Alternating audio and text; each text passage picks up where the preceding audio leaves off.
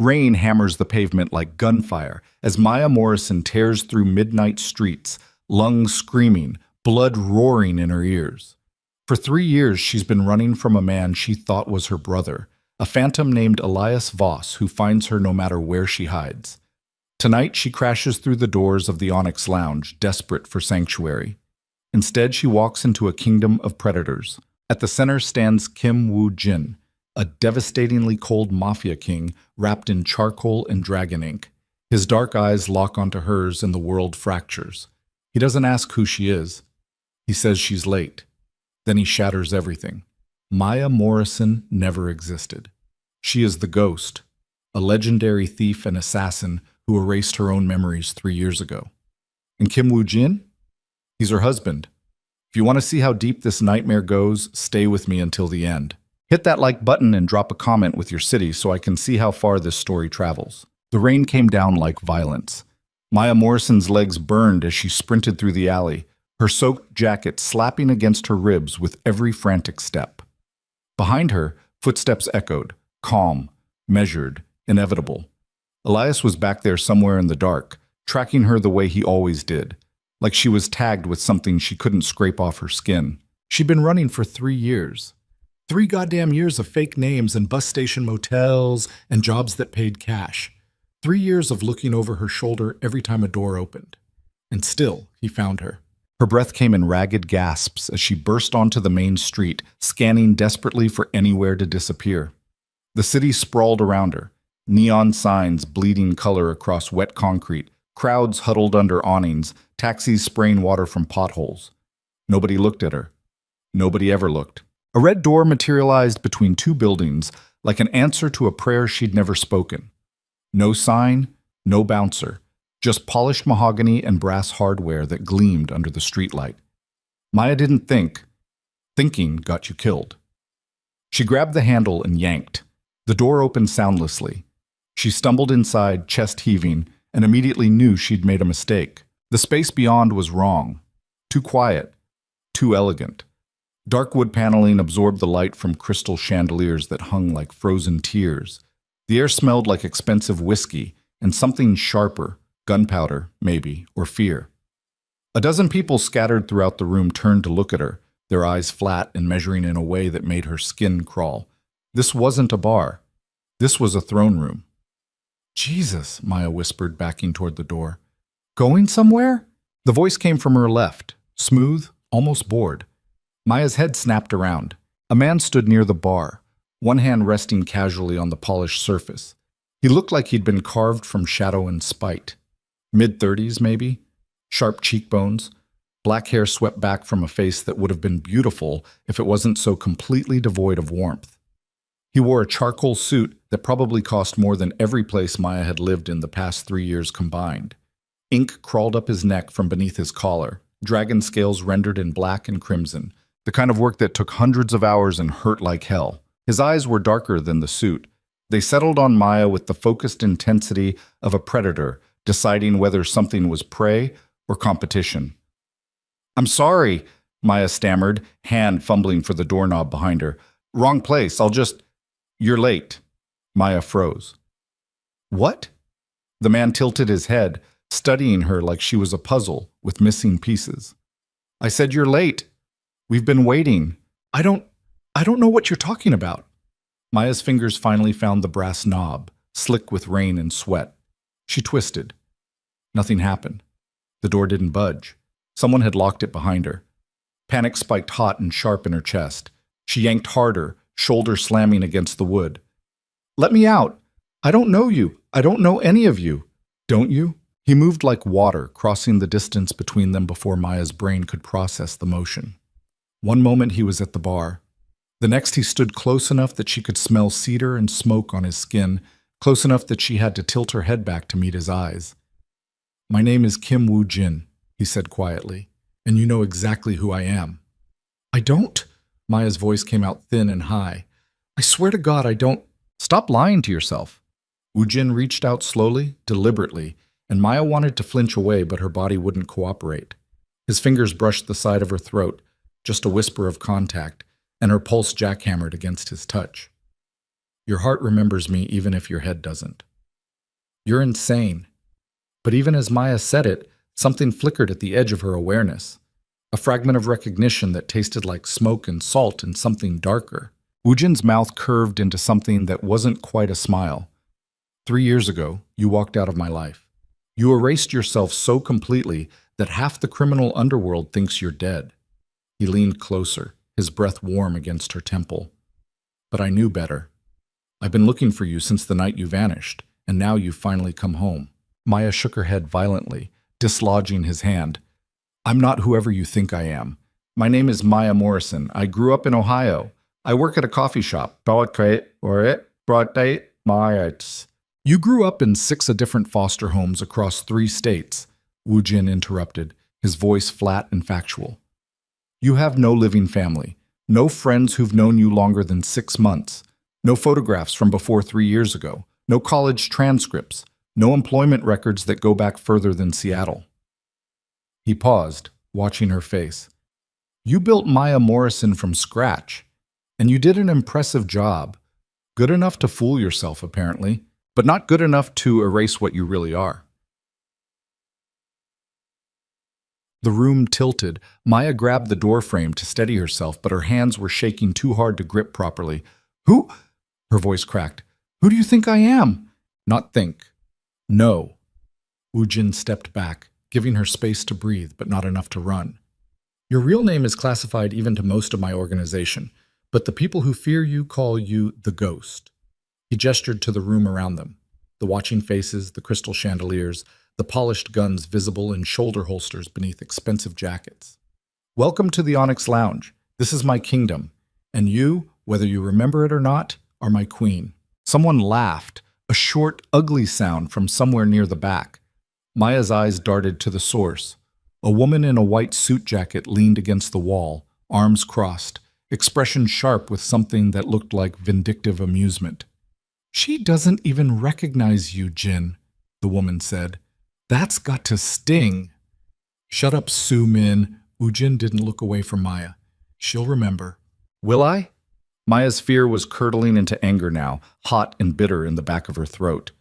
Because from where I'm standing, this looks like a kidnapping dressed up with pretty words.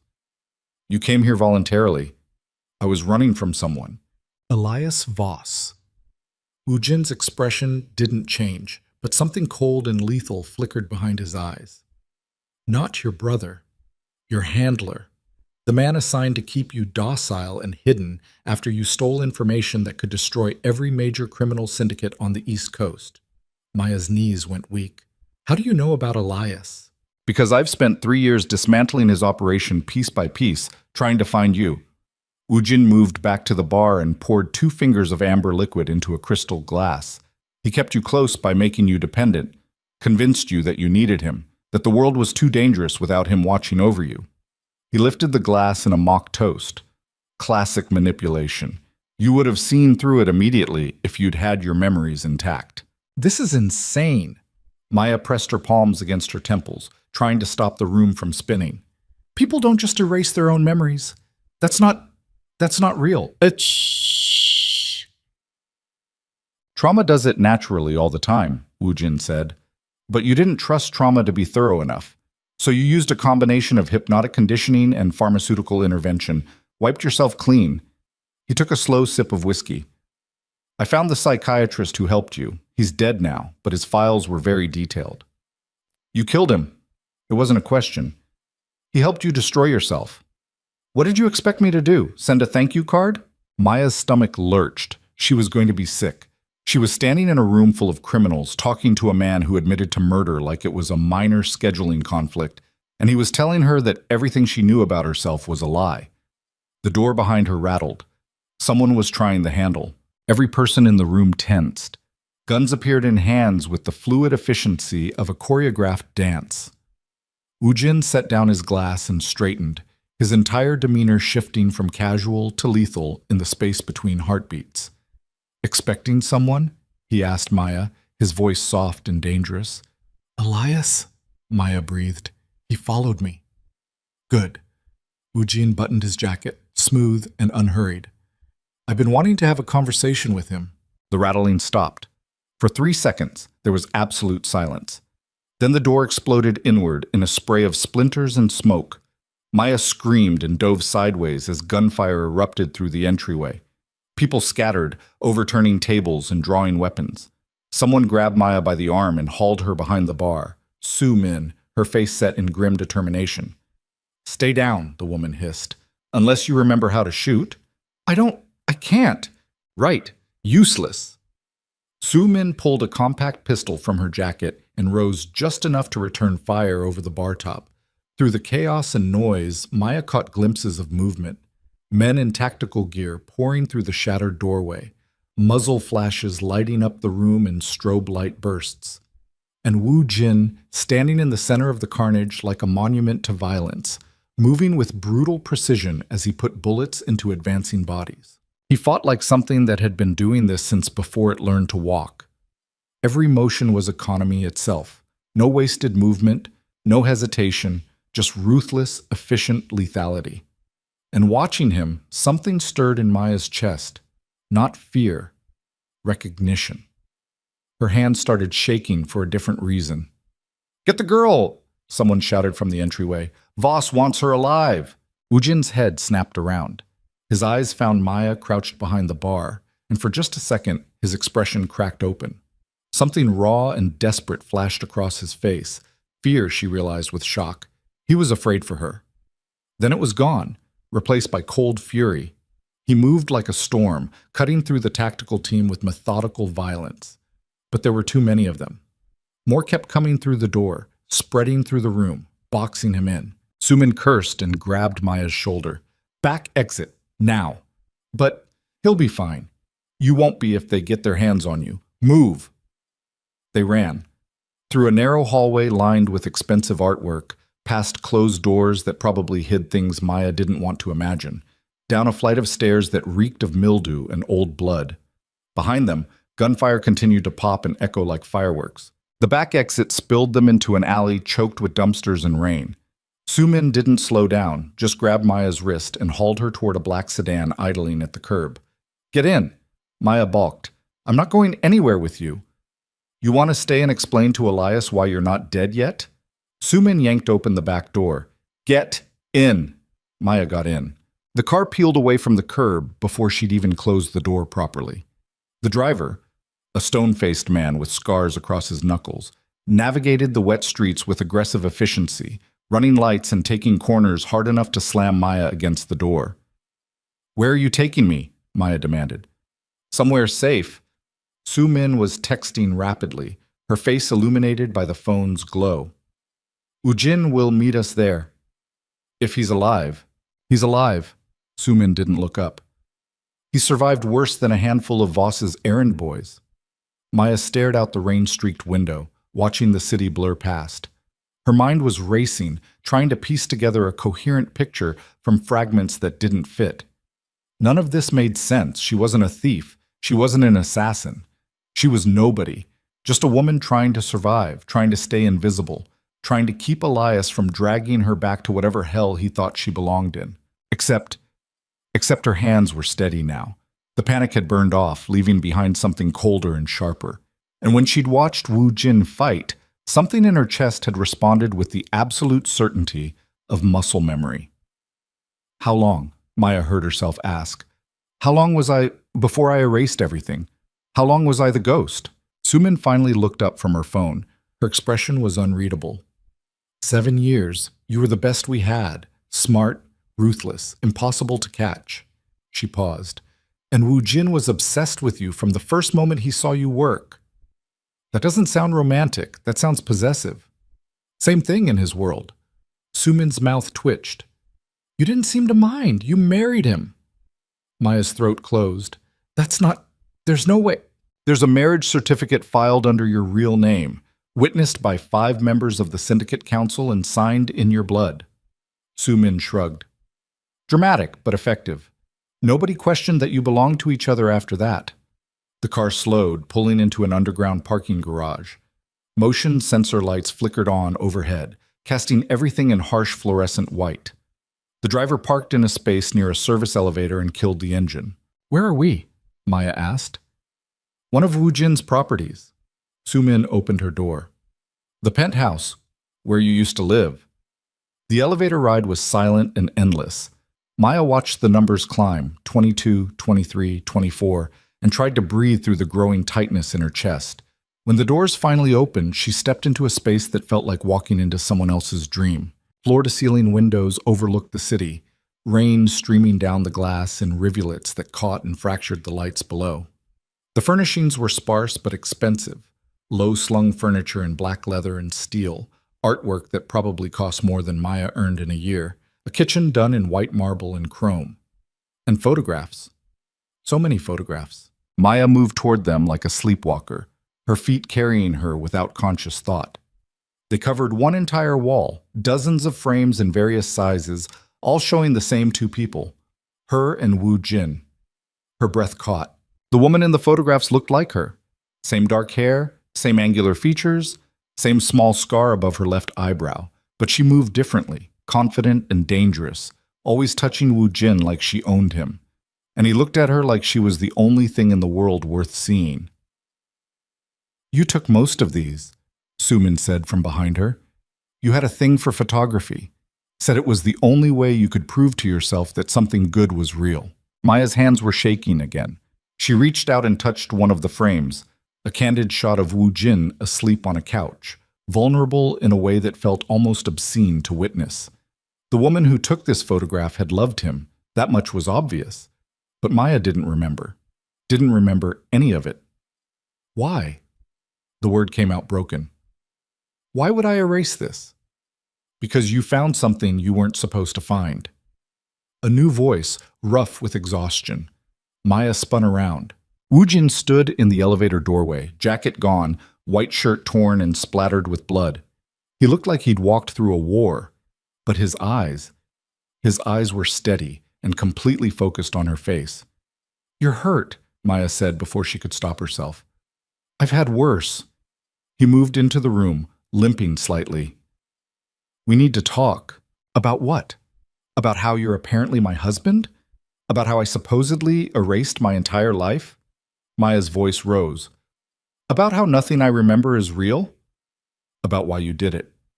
Ujin lowered himself carefully onto the couch, wincing. And about what happens now that you're back. I'm not back. I don't even know who you are. Then let me tell you. Ujin leaned forward, elbows on his knees, his gaze pinning her in place. 3 years ago, you were investigating a series of murders connected to the syndicate. High-level targets being eliminated by someone inside the organization. You thought it was an internal power struggle. He paused. You were wrong. It was my father. Maya's breath stalled. What? Song Jin-woo, my father, the man who built this empire from nothing and ruled it with an iron fist for 30 years. Ujin's voice was flat, emotionless. He was the one ordering the hits, consolidating power, preparing to betray the council and seize complete control. So you stopped him? I killed him. Ujin said it like he was commenting on the weather. Put a bullet in his head in his own office.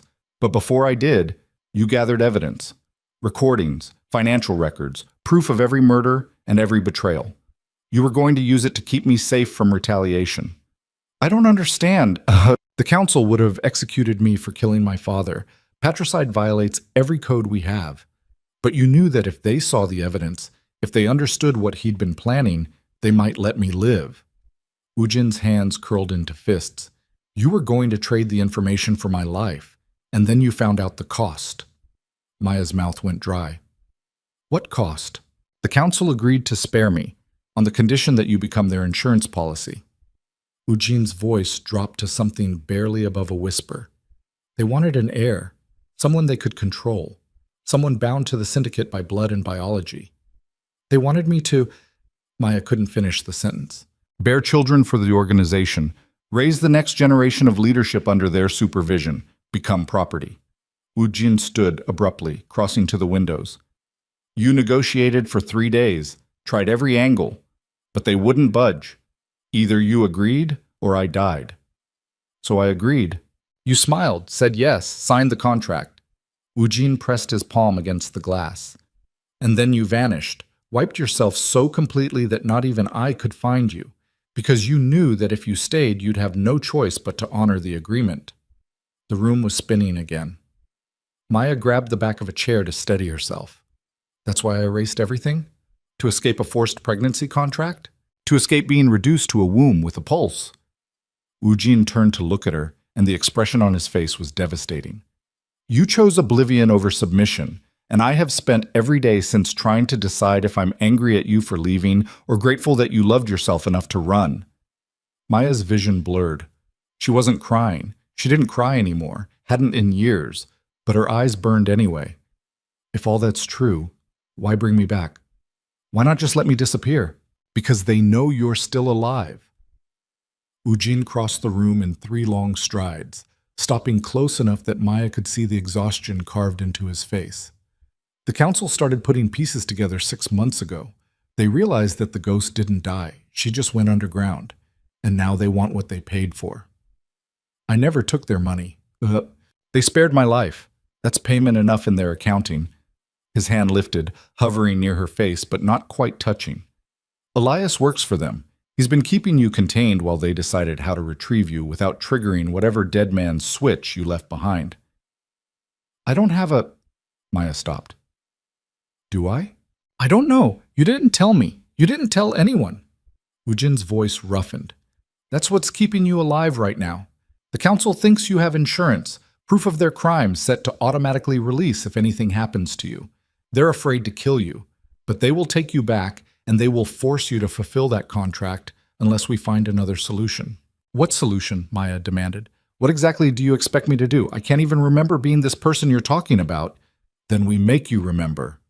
Ujin's hand finally made contact, his fingers curling around the back of her neck. The touch sent electricity down her spine. Your memories aren't gone. They're buried, and we're going to dig them up. And if I don't want to remember? Maya's voice came out barely above a whisper.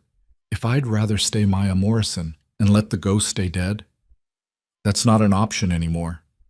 Ujin leaned closer, his forehead nearly touching hers. The moment you walked into the Onyx Lounge, the clock started ticking. Elias knows where you are. The council knows you've resurfaced, and they are not patient people. So I'm trapped. You're home, Ujin corrected quietly. And whether you remember it or not, this is where you belong. Maya wanted to pull away, wanted to run again, to disappear into another city with another name and another manufactured life. But standing this close to Ujin, breathing the same air, feeling the heat radiating off his body, something in her chest recognized him with a certainty that transcended memory. Her body knew him even if her mind didn't, and that terrified her more than anything else. I need time, she whispered. We don't have time. Ujin's thumb brushed the pulse point in her throat. But I'll give you tonight. Tomorrow we start working on getting your memories back. And if they don't come back, then we'll build new ones. His eyes searched hers. I didn't spend 3 years looking for the ghost. I spent 3 years looking for you. Whatever version of yourself you are right now, I'll take it. Maya's breath hitched. You don't know me. I know that you're terrified, but you're still standing here. Ujin's mouth curved into something almost gentle. I know that you're trying to decide if you can trust me, and the answer is no. You shouldn't. I'm violent and possessive, and I have done terrible things to keep you safe. His grip tightened fractionally. But I am yours. I have been since the first time I saw you walk into a room like you owned it. And whether you remember that or not doesn't change the fact that I will burn this entire city down before I let anyone take you away again. Bapaiki. Usati. The declaration should have sounded insane, should have sent Maya running for the nearest exit. Instead, her heart kicked hard against her ribs, and heat flooded through her veins. Show me, she heard herself say. Ujin went very still. Show you what? Proof. Show me proof that I was the ghost, that I was your wife, that any of this is real and not just an elaborate kidnapping. Maya forced herself to meet his eyes. Because right now all I have is your word, and I don't trust you. Something flickered across Ujin's face. Hurt, maybe, or respect. Fair enough. He released her and walked to the far wall, pressing his palm against what looked like solid mahogany. A panel slid open, revealing a hidden safe. Ujin entered a code and pulled out a leather-bound journal. "You kept this in our bedroom," he said, carrying it back to her. "I've never read it. It's yours." Maya took the journal with shaking hands. The leather was worn smooth from handling, and when she opened it, she recognized her own handwriting immediately. The first entry was dated 4 years ago. "I don't know how to do this. How to be someone's wife." Kim Woo-jin looks at me like I'm the answer to a question he's been asking his whole life. And I don't know how to tell him I'm just a weapon wrapped in skin. Maya's vision swam. She flipped pages, scanning entries written in her own hand. "He kissed me today like he was trying to memorize the shape of my mouth. I think I'm falling in love with him. I think that's going to get us both killed. We got married. Blood and witnesses and Woo-jin's hand shaking when he slipped the ring on my finger. I never thought I'd belong to anyone. Now I can't imagine belonging to anyone else. I'm pregnant." Maya's breath stopped. The words blurred and refocused. She read them again, making sure she wasn't hallucinating. "I'm pregnant. 8 weeks. I haven't told Woo-jin yet. Don't know how. Don't know if this is a miracle or a disaster. Don't know how to be a mother when I've spent my whole life being a killer." "Keep reading," Woo-jin said softly. Maya's hands trembled as she turned pages. "His name is Jiho, Kim Jiho. He has Woo-jin's eyes and my stubborn chin and the most perfect tiny fingers I've ever seen. I never knew I could love something this much. It feels like drowning in light. The council knows about Jiho. They're calling him an asset. Ujin is furious, but there's nothing we can do.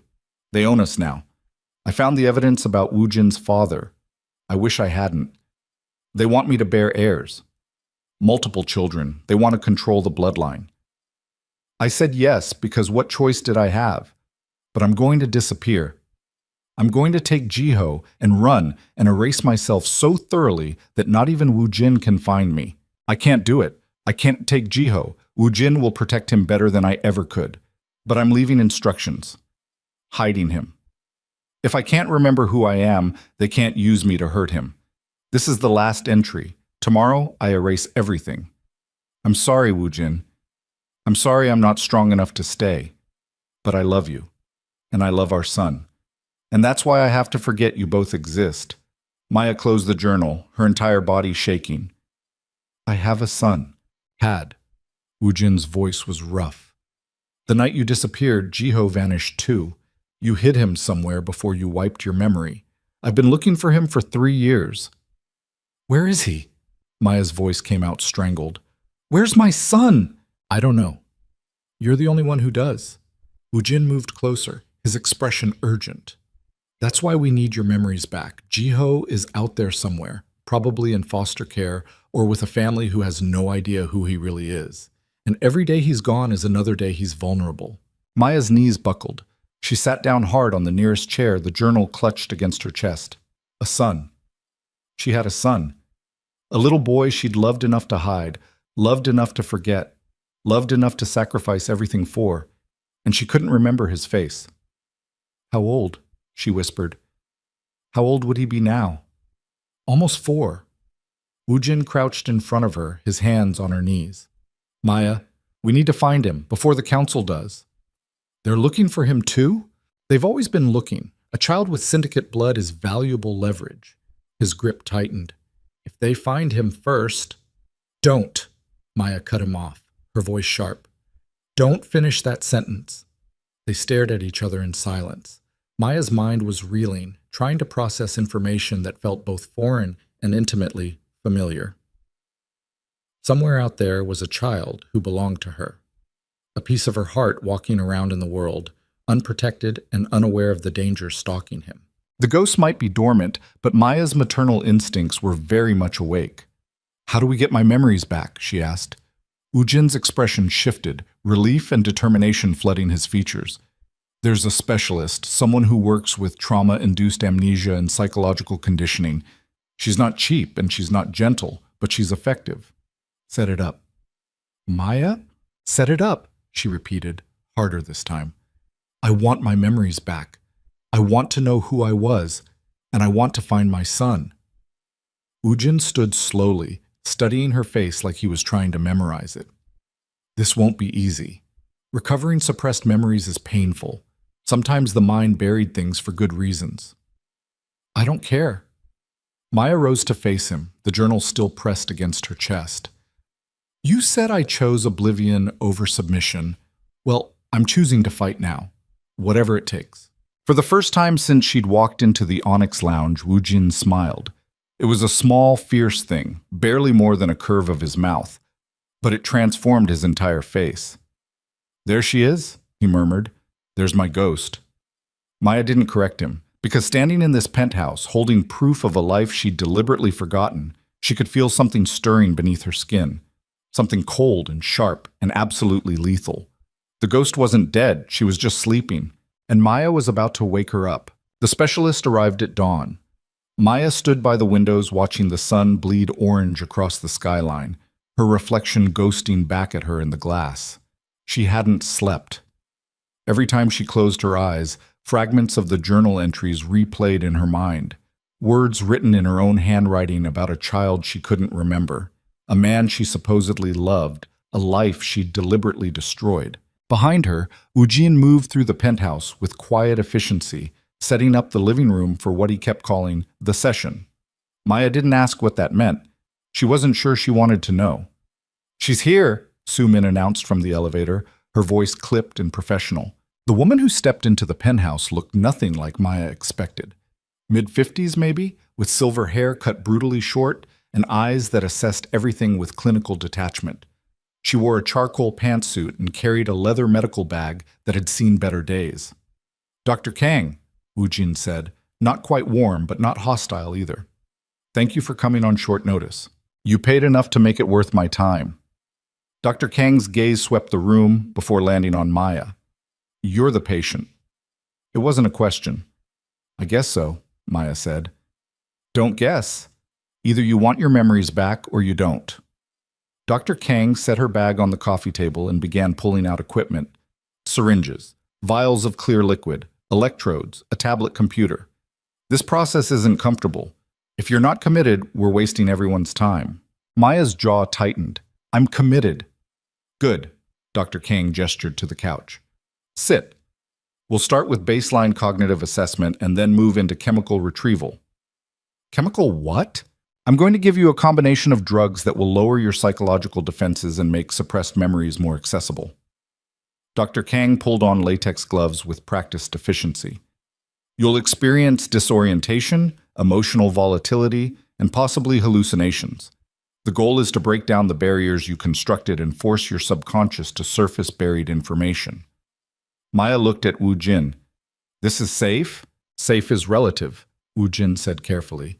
But Dr. Kang has done this before, successfully. Twice, Dr. Kang corrected.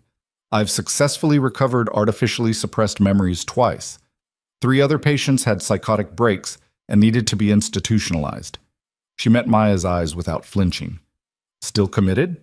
Maya's stomach twisted, but she thought about the journal entries, about a little boy named Jiho with Ujin's eyes and her stubborn chin, about a life stolen by fear and desperation. Do it, she said. The first injection burned going in. Maya gasped, her hand flying to the crook of her elbow where Dr. Kang had slid the needle home. Heat radiated up her arm, spreading through her chest like liquid fire. That's the sedative, Dr. Kang said, already prepping the second syringe. It'll make you suggestible. The second compound is the memory catalyst. It works by inhibiting the prefrontal cortex's ability to suppress traumatic recall. In English, Maya managed through gritted teeth. It's going to hurt. Dr. Kang administered the second injection. And you're going to remember things you buried for good reasons. Try not to fight it. The world tilted sideways. Maya's vision doubled, then tripled. The penthouse walls seemed to breathe, expanding and contracting like lungs.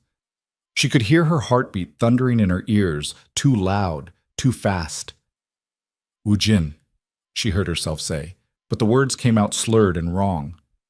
I'm here. His voice close, his hand on her shoulder, grounding her. I'm right here. Mr. Kim, please step back, Dr. Kang said sharply. She needs space to process. She's terrified. And you hovering won't help. Dr. Kang pulled out the tablet and began typing. Maya, I need you to focus on my voice. Can you do that? Maya tried to nod, but her head felt disconnected from her body, floating somewhere above her neck. Good. Now I'm going to ask you questions. Don't think about the answers. Just let them come. Dr. Kang's voice took on a rhythmic quality, hypnotic and insistent. What's your name? Maya Morrison. The answer came automatically. Wrong. What's your real name? Maya's mouth opened, but nothing came out. Her brain scrambled for the answer, hitting walls she couldn't see. What's your real name? Dr. Kang repeated, harder this time. I don't... Maya's chest constricted. I don't know. Yes, you do. Stop protecting yourself and answer the question. Something cracked inside Maya's skull. Pain lanced through her temples, white-hot and vicious. She heard herself scream, and then she was somewhere else. A room, dark, the smell of gunpowder and copper. A man's voice saying her name, not Maya, something different. What's your real name? Dr. Kang's voice cut through the vision like a blade. Lee Min-seo, Maya gasped. The name tasted foreign and familiar all at once. My name is Lee Min-seo. The room spun. Maya could feel Ujin's eyes on her, could feel the weight of that name settling over her shoulders like a physical thing. Lee Min-seo. Not Maya Morrison, not the ghost. Something in between. Good, Dr. Kang said. Now tell me about Jiho. Maya's heart stopped. Don't, she whispered. Please, don't. Tell me about your son. The walls shattered. Memory slammed into Maya with the force of a freight train. A hospital room. The weight of a newborn in her arms, impossibly small and warm and alive. Ujin beside her, his expression cracked open with wonder and terror. The baby's cry, thin and insistent, the most beautiful sound she'd ever heard. His name is Kim Jiho, Maya heard herself say, but her voice was breaking. He was born on August 3rd, 7 pounds, 4 ounces. He had jaundice, so they kept him under the lights for 2 days, and I refused to leave him. The memory shifted. Jiho at 6 months, laughing at nothing. At 1 year, taking his first stumbling steps. At 2, speaking in broken sentences, calling her Iyama in a voice that made her chest ache. Where is he? Dr. Kang pressed. Safe, Maya said. I made him safe. Where? I don't... Maya's head was splitting open. I can't remember the exact... I was erasing everything. I couldn't risk... Try harder.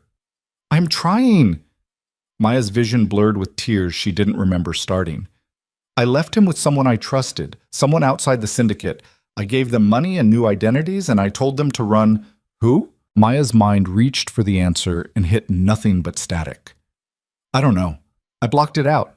I made sure I wouldn't be able to tell anyone even under torture. Useless. Dr. Kang made a note on her tablet. Let's try something else. Do you remember the night you decided to erase your memories?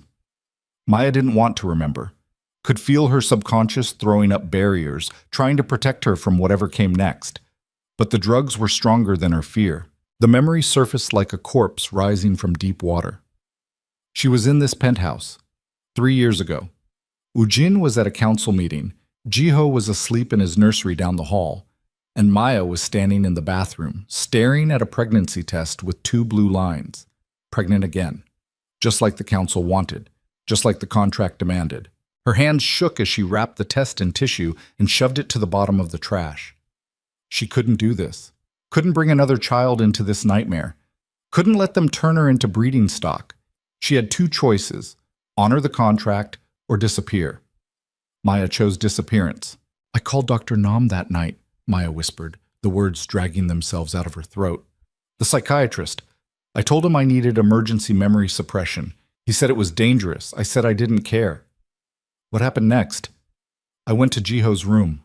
Maya's voice cracked. I stood there watching him sleep and I tried to memorize everything. The way his hair stuck up in the back. The sound of his breathing. The weight of him when I picked him up. She'd held him for an hour, maybe longer, whispering promises she knew she wouldn't remember, telling him she loved him in a voice so quiet it barely qualified as sound, trying to burn the moment into her bones so deeply that even chemical intervention couldn't erase it. It hadn't worked. I made the arrangements the next morning, Maya continued, called in favors, cashed out accounts Ujin didn't know about, Found someone who owed me enough to take a child and disappear without asking questions. Who? I told you, I don't. Maya's head exploded with pain. She doubled over, gasping. I blocked it out, locked it away where even I couldn't access it. Because you knew Ujin would torture you for the information if he had to, Dr. Kang said flatly. Because I knew I'd break, Maya shouted. I knew that if anyone pushed hard enough, I'd give Jiho up to make the pain stop. So I made it impossible. I erased the one piece of information that mattered most. Ujin made a sound like he'd been gut shot. Maya's eyes snapped to him. He was standing by the windows, one hand braced against the glass, his shoulders rigid with tension. You thought I'd torture you, he said quietly. You thought I'd hurt you to find our son. I thought you'd do whatever it took, Maya shot back, and I couldn't risk it. I couldn't risk Jiho's safety on the assumption that you'd choose me over him. I would have chosen both of you. You didn't have that option. Maya was on her feet now, swaying but upright. The council owned us. They owned our lives and our future and any children we'd ever have. The only way to save Jiho was to make sure nobody, not even you, could find him. Ujin turned slowly. His expression was carefully blank, but his eyes were devastated. So you erased me too. Not just the location, all of it, every moment we had together. I had to be thorough. You erased me, Ujin repeated, his voice dropping to something dangerous. You took every memory of us and burned it out of your head like I was a disease you needed to cure. That's not 3 years, Maya. 3 years I spent tearing this city apart looking for you. Do you have any idea what that did to me? Knowing you were out there somewhere, alive, with no memory of my face. He moved closer, each step deliberate. I killed people who claimed they saw you. Burned entire operations to the ground chasing rumors. Sumin had to physically restrain me twice to keep me from doing something that would have gotten us both executed. I didn't have a choice. You always had a choice. Ujin's control finally cracked. You could have trusted me. Could have told me what the council wanted. Could have let me find another solution that didn't involve you lobotomizing yourself. There was no other solution, Maya screamed back. I tried everything. I negotiated. I begged. I offered them alternatives. They didn't want alternatives. They wanted control. And the only way to deny them was to destroy myself before they could use me. And Jiho? Jiho is safe because I made sure nobody could find him. Not the council, not Elias, not you. Maya's hands curled into fists. I did what I had to do to protect our son. And if that meant breaking your heart, then I'm sorry. But I'd do it again. The silence that followed was sharp enough to draw blood. Ujin stared at her like she was a stranger. You'd do it again. Yes. You'd erase me again. Erase us. Choose oblivion over trusting me. If it meant Jiho survived, absolutely. Ujin's jaw worked. For a second, Maya thought he might actually hit her. Instead, he turned and walked to the bar, pouring 3 fingers of whiskey with hands that shook just enough to notice. Mr. Kim, Dr. Kang said carefully, perhaps we should take a break. No break. Ujin downed the whiskey in one swallow. Keep going. I want to know everything she thought was worth forgetting. Dr. Kang looked at Maya. Can you continue? Maya wanted to say no. Wanted to run back to Seattle and her coffee shop job and the comfortable numbness of not knowing. But Jiho was out there somewhere, and these memories, painful as they were, might be the only map to finding him. Keep going, Maya said. The next 2 hours were brutal. Dr. Kang walked Maya through memory after memory, each one surfacing with fresh pain. The first time she met Ujin, a job gone wrong, bullets flying, his face appearing through the chaos like something carved from stone. Their first conversation, traded in terse sentences over a dead body. The slow, inevitable pull between them that neither of them wanted to acknowledge. The first time they'd slept together. Ujin's hands on her skin, his mouth at her throat, the way he'd whispered her real name like a prayer. The wedding, blood and witnesses, and Ujin sliding a ring onto her finger with shaking hands. The pregnancy. Terror and joy tangled so tightly she couldn't separate them. Jiho's birth, the weight of him, the smell of him, the absolute certainty that she would kill anyone who tried to hurt him. And then the council meeting, the contract, the slow creeping horror of understanding what they wanted from her. By the time Dr. Kang called it quits, Maya was shaking so hard her teeth chattered. Sweat plastered her hair to her forehead. Her face was wet with tears she didn't remember crying. "That's enough for today," Dr. Kang said, packing up her equipment. "You've recovered approximately 60% of your suppressed memories. The rest will surface gradually over the next few days as the drugs metabolize." 60%, Maya repeated numbly. "The information about Jiho's location is likely in the remaining 40%. It's buried deeper than the emotional memories." Dr. Kang snapped her bag shut. "I'll return tomorrow. We'll do another session. Maybe 2 if you can handle it." "I can handle it." Dr. Kang's expression suggested she didn't believe that, but she didn't argue. "Mr. Kim, make sure she eats something and stays hydrated. The chemical come-down is going to be rough." Ujin nodded stiffly. He hadn't moved from the bar since his outburst, hadn't spoken, just stood there drinking slowly, watching Maya fracture under the weight of her own history. When Dr. Kang and Su Min left, the silence in the penthouse was suffocating. Maya tried to stand and her legs gave out. She caught herself on the arm of the couch, breathing hard. "I've got you." Ujin was there suddenly, his hands under her elbows, steadying her. "Don't," Maya said, but she didn't pull away. "Couldn't. You're angry at me." "Furious," Ujin agreed, his grip tightened. "But you're about to collapse. So we'll table the argument until you can stand on your own." He half-carried her to the bedroom, a space Maya recognized from photographs but had never actually seen in person. Dark furniture, floor-to-ceiling windows, a bed big enough to get lost in. Ujin deposited her on the mattress and stepped back immediately, putting distance between them. "I'll get you water," he said. "Ujin, don't." He held up a hand. I can't have this conversation right now, not while you're looking at me like a stranger." "I don't know how else to look at you. I have your memories, but they don't feel like mine yet." Maya wrapped her arms around herself. "It's like watching a movie of someone else's life. That someone was you, was being the operative word." Maya met his eyes. "I'm not her anymore.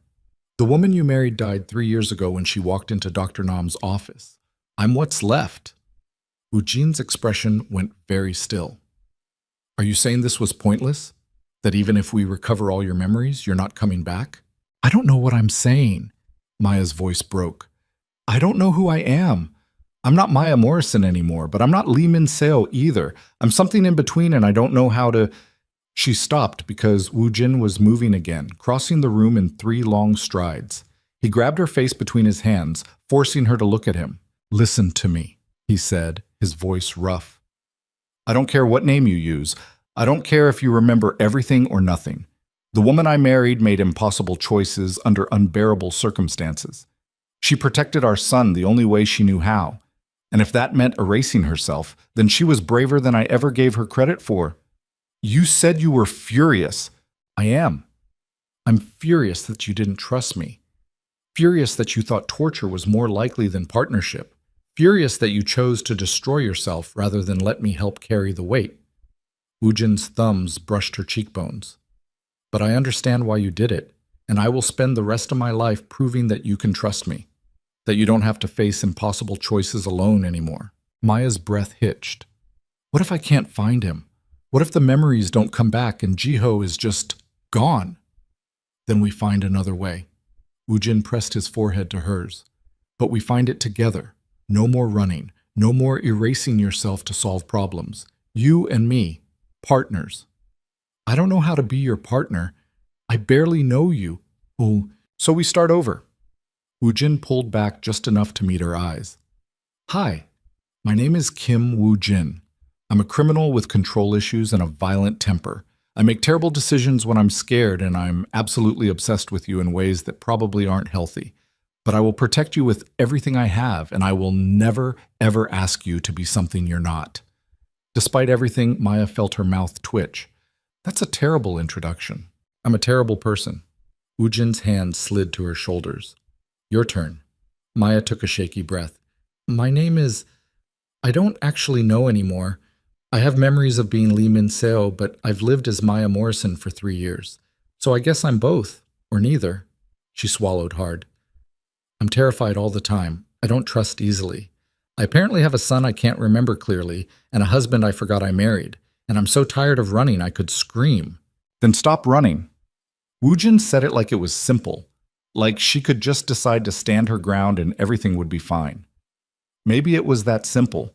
Maybe she'd been overcomplicating survival for so long she'd forgotten how. Okay, Maya whispered. Okay? I'll stop running. She looked up at him, this man who claimed to be her husband, who looked at her like she was the answer to every question that mattered. But I need you to be patient with me, because right now you're still basically a stranger who happens to have a very compelling file of evidence. I can do patient, Ujin said. You killed your father and burned down rival operations looking for me. I'm not sure patience is your strong suit. For you? Ujin's mouth curved. I'll learn. They stayed like that for a long moment, breathing the same air, close enough to touch, but not quite touching. Maya could feel the heat radiating off Ujin's body, could smell cedar and smoke and something darker underneath. Her heart was hammering against her ribs. This was dangerous. She barely knew him, shouldn't trust him, definitely shouldn't be considering closing the distance between them, and Ujin's phone buzzed, shattering the moment. He pulled back, fishing the device from his pocket. His expression darkened as he read the screen. What? Maya asked. Su-min, there's been a development. Ujin's jaw tightened. The council knows you're here. They're calling an emergency session. I'm expected to present you within 48 hours. Maya's stomach dropped. Present me? Show them that you're back. Prove that you're viable. Ujin's hands curled into fists, basically parade you in front of them so they can assess whether you're still useful. And if I'm not? Then they'll eliminate you as a liability and find another way to control me. Ujin met her eyes. We need to move faster. Dr. Kong comes back tomorrow. We push harder, recover the rest of your memories, and find Jiho before the council meeting. That's not enough time. It has to be. Ujin was already moving, pulling out his own phone, texting rapidly. Because if we show up at that meeting without leverage, they will take you apart piece by piece until there's nothing left. What kind of leverage? The files you hid. The evidence. Ujin looked up. You said you had insurance. Proof of the council's corruption set to release if anything happened to you. We need to find it. Maya shook her head. I don't remember where. Then we make you remember. Ujin's expression was carved from stone. We have 48 hours. Dr. Kong is going to push you harder than she did today. It's going to hurt. You might break. But it's the only option we have. And if I don't remember in time?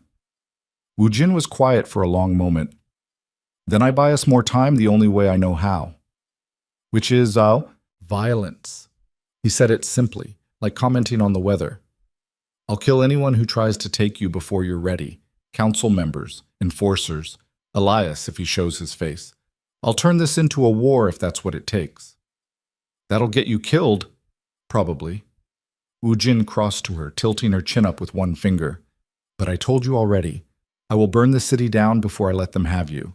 That wasn't hyperbole. Maya's throat closed.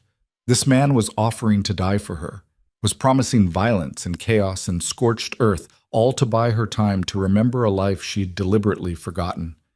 It should have terrified her. Instead, something fierce and hot unfurled in her chest. Don't die for me, Maya said quietly.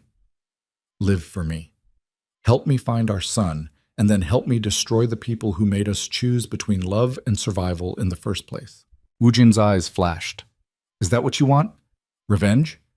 I want my son back. I want the council broken. And I want to make sure no one ever puts another woman in the position I was in. Maya's voice hardened. So, yeah, I guess I want revenge. Good. Ujin's smile was sharp and predatory. The ghost is waking up. Before Maya could respond, the elevator dinged. Both of them turned. Ujin's hand went automatically to the gun at his back. Maya's body tensed, ready to move, and she realized with a shock that she knew how to fight, muscle memory flooding back, showing her exactly where to strike to incapacitate someone. Su-min stepped out, her expression grim. We've got a problem. Another one? Ujin didn't holster the gun. Elias Voss just walked into the Onyx lounge, unarmed, alone. Sumin's eyes flicked to Maya. He says he wants to negotiate. Maya's blood turned to ice. For what? You. Sumin crossed her arms. He's offering information about Jiho's location in exchange for the council standing down. The room tilted. Maya grabbed the edge of the dresser to steady herself. He knows where Jiho is? He claims to. Sumin's expression was skeptical. Could be a trap. Could be bait to draw you out. I don't care. Maya was moving before her brain caught up, heading for the elevator. If he knows where Jiho is, Ujin caught her arm. Absolutely not. This is obviously a setup. I know it's a setup, Maya yanked free. But if there's even a chance he's telling the truth, then we approach carefully, with backup and contingencies. Ujin blocked her path. Not with you walking into the Onyx Lounge like a sacrificial lamb. He won't talk to anyone but me. I don't care what he wants. Jiho is my son. Maya's voice cracked. If Elias knows where he is, I have to try. I have to... She stopped because the world was spinning again. The drugs from Dr. Kang's session were still in her system, making everything sharp and unstable. Her knees buckled. Ujin caught her. You're in no condition to negotiate with anyone, let alone Elias. Then give me something, coffee, adrenaline. I don't care. Maya grabbed his shirt, fisting the fabric. Please, I can't be this close and do nothing. Ujin looked at Sumin. Options? We could wire her, send her in with surveillance and a tactical team on standby. Sumin didn't sound enthusiastic. But Elias will expect that. He's not stupid. No, he's worse. He's desperate. Ujin's jaw worked. The council must have figured out he's been hiding Maya. They're probably threatening to cut him loose. This is his Hail Mary. So he trades me for immunity? Maya asked. Or he trades information about Jiho for leverage over you? Ujin's eyes darkened. Either way, he's not doing this out of the goodness of his heart. I don't care about his motivations. Maya forced herself to stand straight, pushing through the chemical fog in her brain. I care about finding Jiho, so if Elias wants to talk, I'll talk, and if it's a trap, I'll kill my way out. Sumin's eyebrows rose. You remember how to do that? Maya didn't answer, but her hands remembered. She could feel it, the knowledge sitting just beneath her skin, waiting to be accessed. The ghost wasn't fully awake yet, but she was close. So close. Fine, Ujin said finally. But we do this my way. You wear a wire. Tactical team surrounds the building, and if anything, and I mean anything, goes wrong, you abort immediately. Understood? Understood. I mean it, Maya. One wrong move from Elias and you walk out. We'll find another way to locate Jiho. Maya nodded, even though they both knew she was lying. If Elias had information about her son, she wasn't walking away. Not for anything. Not even if it killed her. An hour later, Maya stood outside the Onyx Lounge wearing a black dress that Sumin had provided and a wire so small it was practically invisible. The rain had started again, drumming against the pavement in relentless rhythm. Testing, Maya murmured. Loud and clear, Ujin's voice crackled in her ear. I'm 2 blocks away with Sumin and 8 armed men. Say the word and we breach. I'll be fine.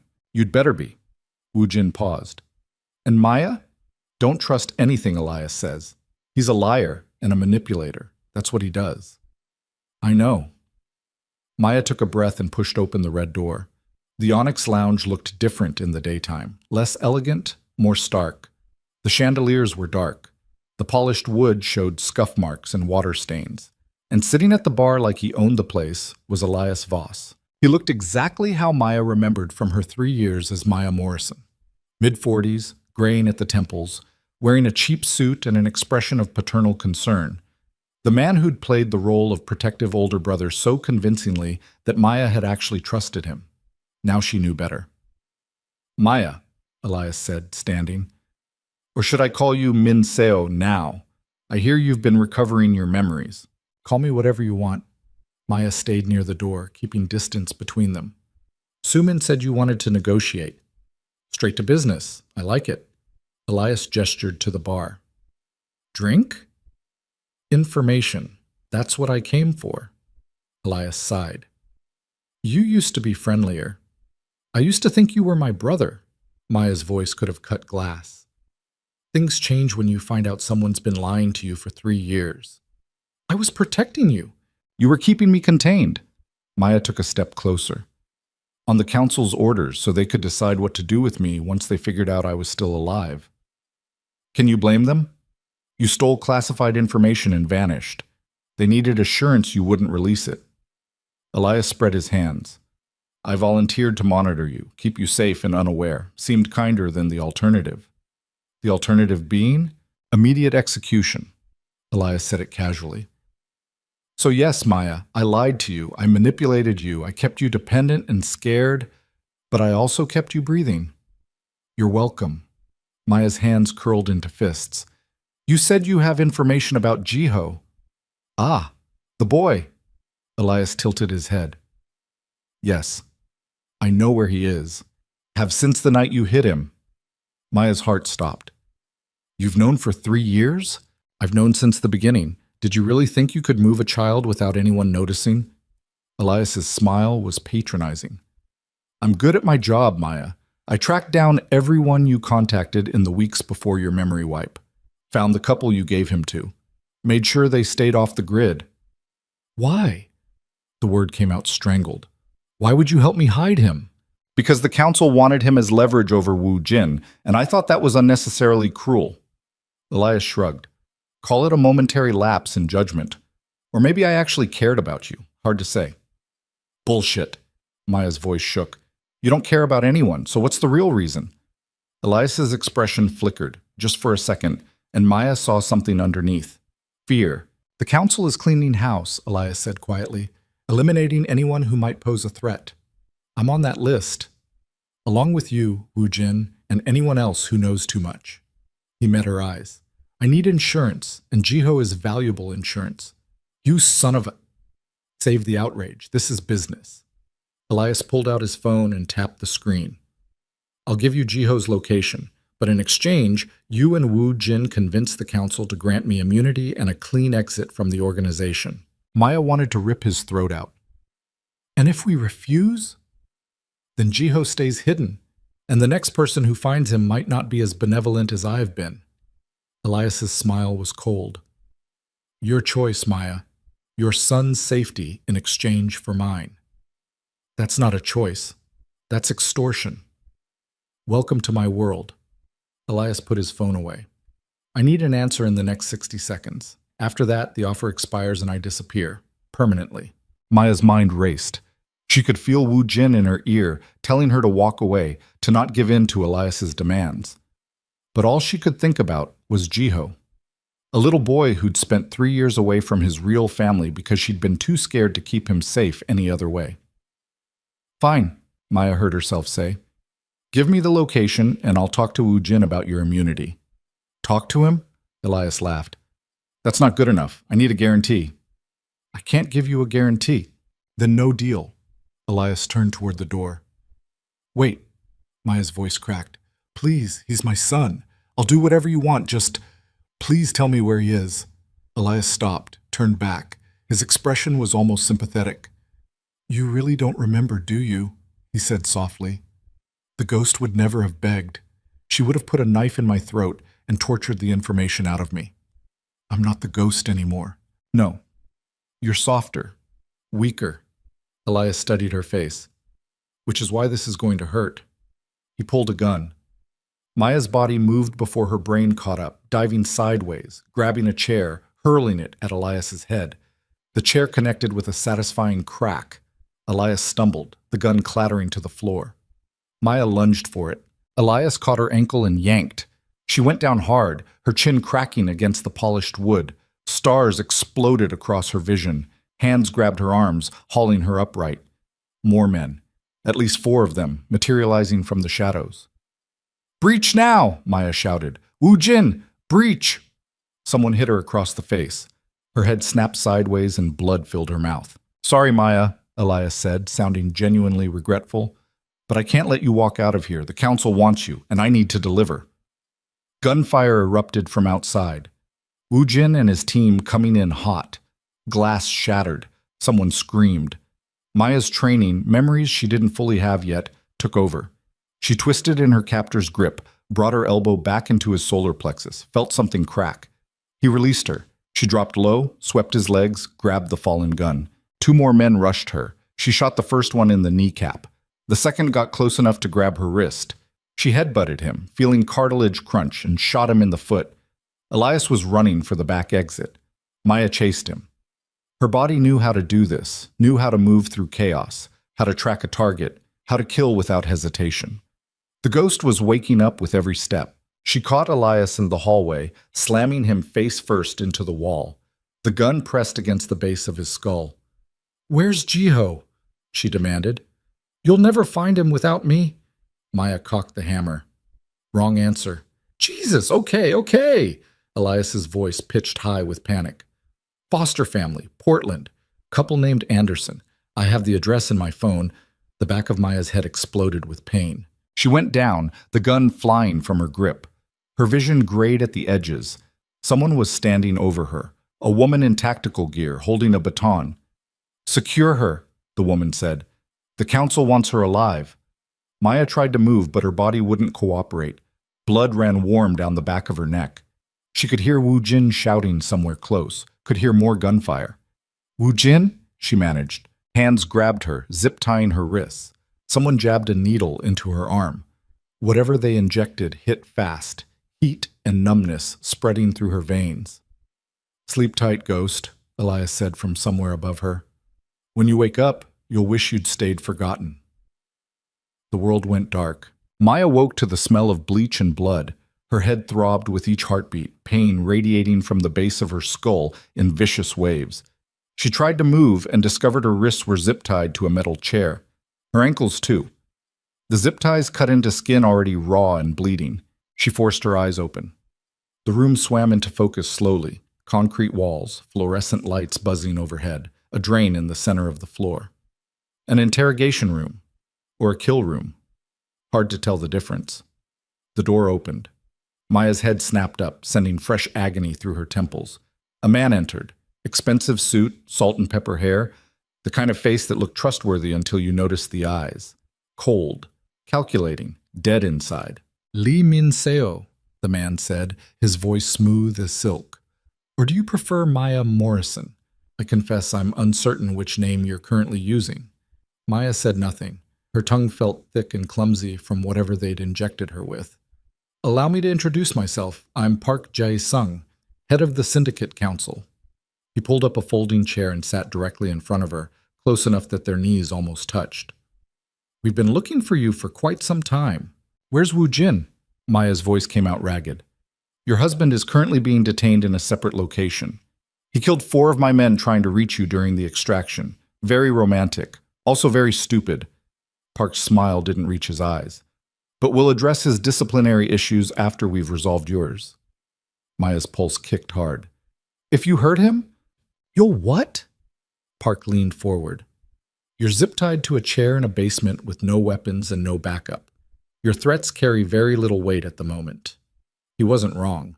Maya tested the zip ties anyway, twisting her wrists slowly. The plastic bit deeper but didn't give. She'd need something sharp to cut through, or enough force to break the chair itself. "You're wondering if you can escape," Park observed. "The answer is no. This room has been used for interrogations for 15 years. No one has ever walked out without permission. There's a first time for everything." Optimism. How refreshing. Park crossed his legs. "Let me be direct. The council has several concerns regarding your return. First, the matter of your breach of contract. You agreed to specific terms 3 years ago and then vanished before fulfilling them. That contract was coercion. It was a legally binding agreement witnessed by 5 council members and signed in your blood. Coercion is irrelevant." Park's tone remained pleasant, conversational. "Second concern, the evidence you allegedly possess. Files, recordings, documentation of council activities that could prove problematic if released." Maya kept her expression blank. "I don't know what you're talking about." "Please don't insult my intelligence. We know you compiled extensive records before your disappearance. What we don't know is where you hid them or what triggers you established for their release." Park tilted his head. "That's what we're going to discuss today. I want to see Ujin first." "That's not how this works." Park stood and moved to the corner of the room. When he turned back, he was holding a tablet. "Let me show you something." He tapped the screen and turned it toward Maya. The video feed showed a different room, larger, darker. Ujin was chained to a wall, blood streaming from a cut above his eye. 3 men surrounded him. As Maya watched, one of them drove a fist into Ujin's ribs. He grunted, but didn't cry out. "Stop," Maya said through gritted teeth. "This feed is live. We can stop whenever you'd like. All you have to do is cooperate." Park set the tablet on a metal table where Maya could see it. "Tell me where the files are hidden." "I don't remember." It wasn't entirely a lie. The memories were there, buried somewhere in the 40% Dr. Kang hadn't recovered yet. "I erased my own memories. You know that. Dr. Kang's reports suggest you've recovered approximately 60% of your suppressed recollections. Surely the file location is among them." Maya's stomach dropped. "You have Dr. Kang's reports?" "Dr. Kang has worked for the council for 12 years. Did you really think Wu Jin found her independently?" Park's smile was pitying. "Everything she told you during those sessions was reported directly to us. Every recovered memory, every emotional breakdown, every detail about your son." The room tilted. Dr. Kang was working for the council, had been feeding them information the entire time, which meant they knew everything Maya had remembered, every vulnerability, every pressure point. "Jiho," Maya breathed. "Ah, yes, the child." Park settled back into his chair. "That's actually our third concern. A 3-year-old boy with syndicate blood, raised by civilians who have no idea what he represents. Unacceptable. You leave him alone. We have no intention of harming him. Quite the opposite." Park steepled his fingers. "Jiho represents a valuable asset. Properly raised and trained, he could serve the organization for decades. We simply need to retrieve him first." "I'll kill you before I let you touch him." "With what? Your strongly worded threats?" Park gestured to the tablet. On screen, Wu Jin took another hit, this one to the face. Blood sprayed. "Here's what's going to happen. You're going to tell me where the files are hidden. Then you're going to tell me where Jiho is located. And in exchange, I'll stop hurting your husband." Maya's hands trembled with rage. "Elias said he knew where Jiho was. Portland. A couple named Anderson." Elias was lying. There is no couple named Anderson in Portland.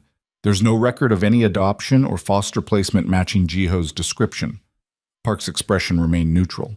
"He told you what you wanted to hear so you'd walk into his trap, which you did." Quite predictably. The betrayal cut deeper than the zip ties. Elias had played her perfectly, dangled hope in front of her like bait, and watched her lunge for it.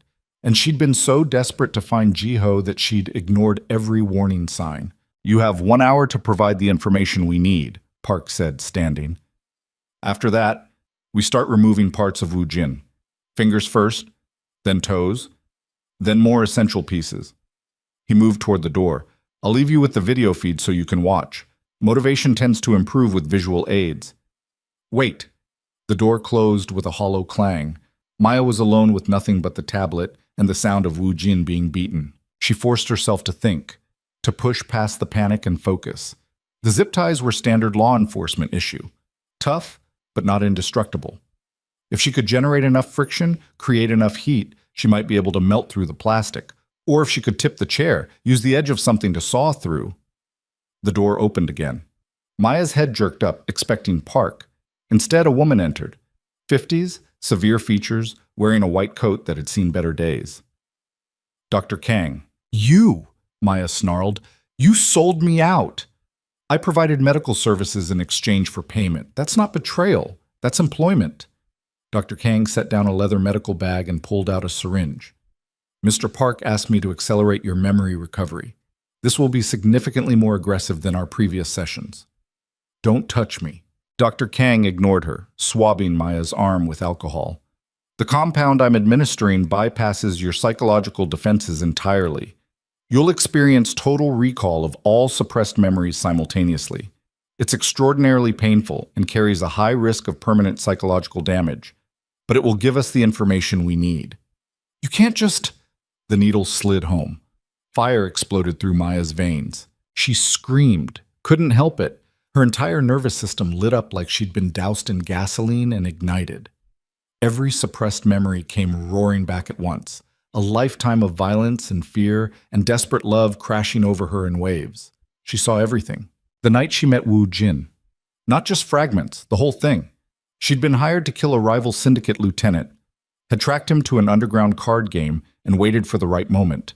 But Ujin had been there too, watching the same target, and when their eyes met across the room, something electric had passed between them. He'd let her make the kill, had covered her exit, had found her afterward and said 6 words that changed everything. I've never seen anyone move like that.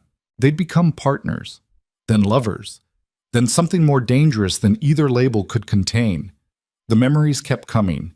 Their wedding, Ujin's hand shaking as he cut his palm, pressed it to hers, blood mingling, the pregnancy, terror, and joy so tangled she couldn't separate them. Jiho's birth, the weight of him, the smell of him, the way Ujin had cried when he held his son for the first time. And then the council meeting, the contract, the slow creeping realization that she'd been reduced to property.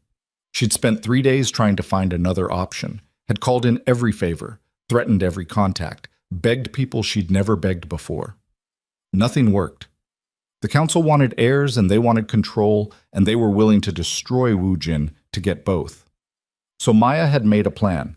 She'd contacted a woman named Sarah Chen, a former target who'd become an unlikely ally. Sarah ran a legitimate adoption agency in Seattle. Clean, legal, far removed from syndicate operations. Maya had given her Jiho, along with enough money to disappear and explicit instructions. Raise him normal. Keep him safe. Never tell him where he came from. Then Maya had visited Dr. Nam and asked him to erase everything. The memories surfaced with brutal clarity.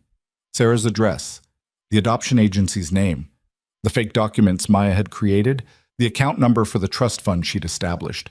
Everything she'd buried to protect Jiho came flooding back. But with it came something else, something she hadn't known was there. A fourth memory, hidden deeper than all the rest. The night before her memory wipe, Maya had done one final thing. She'd gone to Ujin's office while he was sleeping and accessed his private server.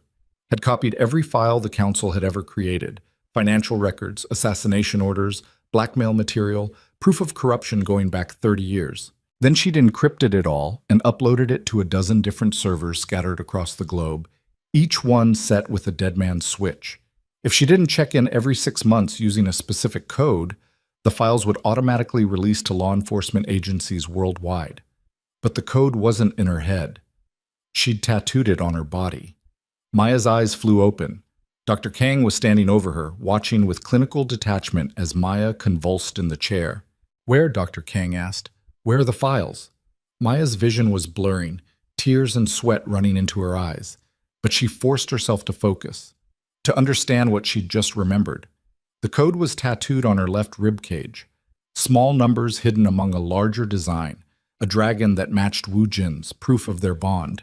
She'd gotten it the week before the memory wipe, knowing that even if she forgot everything, the code would remain. "Chen," Maya gasped. "Sarah Chen, Seattle, adoption agency called New Beginnings." Dr. Kang pulled out her phone, typing rapidly. "And the files?" Maya shook her head. "Don't remember." "You're lying. The compound I gave you strips away all defensive barriers. You remember everything now." "Then you'll know I'm telling the truth when I say," Maya's voice dropped to a whisper, "that I'd rather die than give you those files." Dr. Kang's expression hardened. She pulled out another syringe. "This is a neural sedative. It will render you unconscious for approximately 4 hours. When you wake, you'll be significantly more cooperative. Or you'll have permanent brain damage. Either way, we'll have what we need." She moved toward Maya's arm. Maya twisted violently, tipping the chair sideways. She hit the concrete hard enough to crack ribs, but the impact shattered one of the chair legs. She rolled, using her body weight to break the rest of the chair apart. The zip ties were still attached to her wrists, but she was mobile.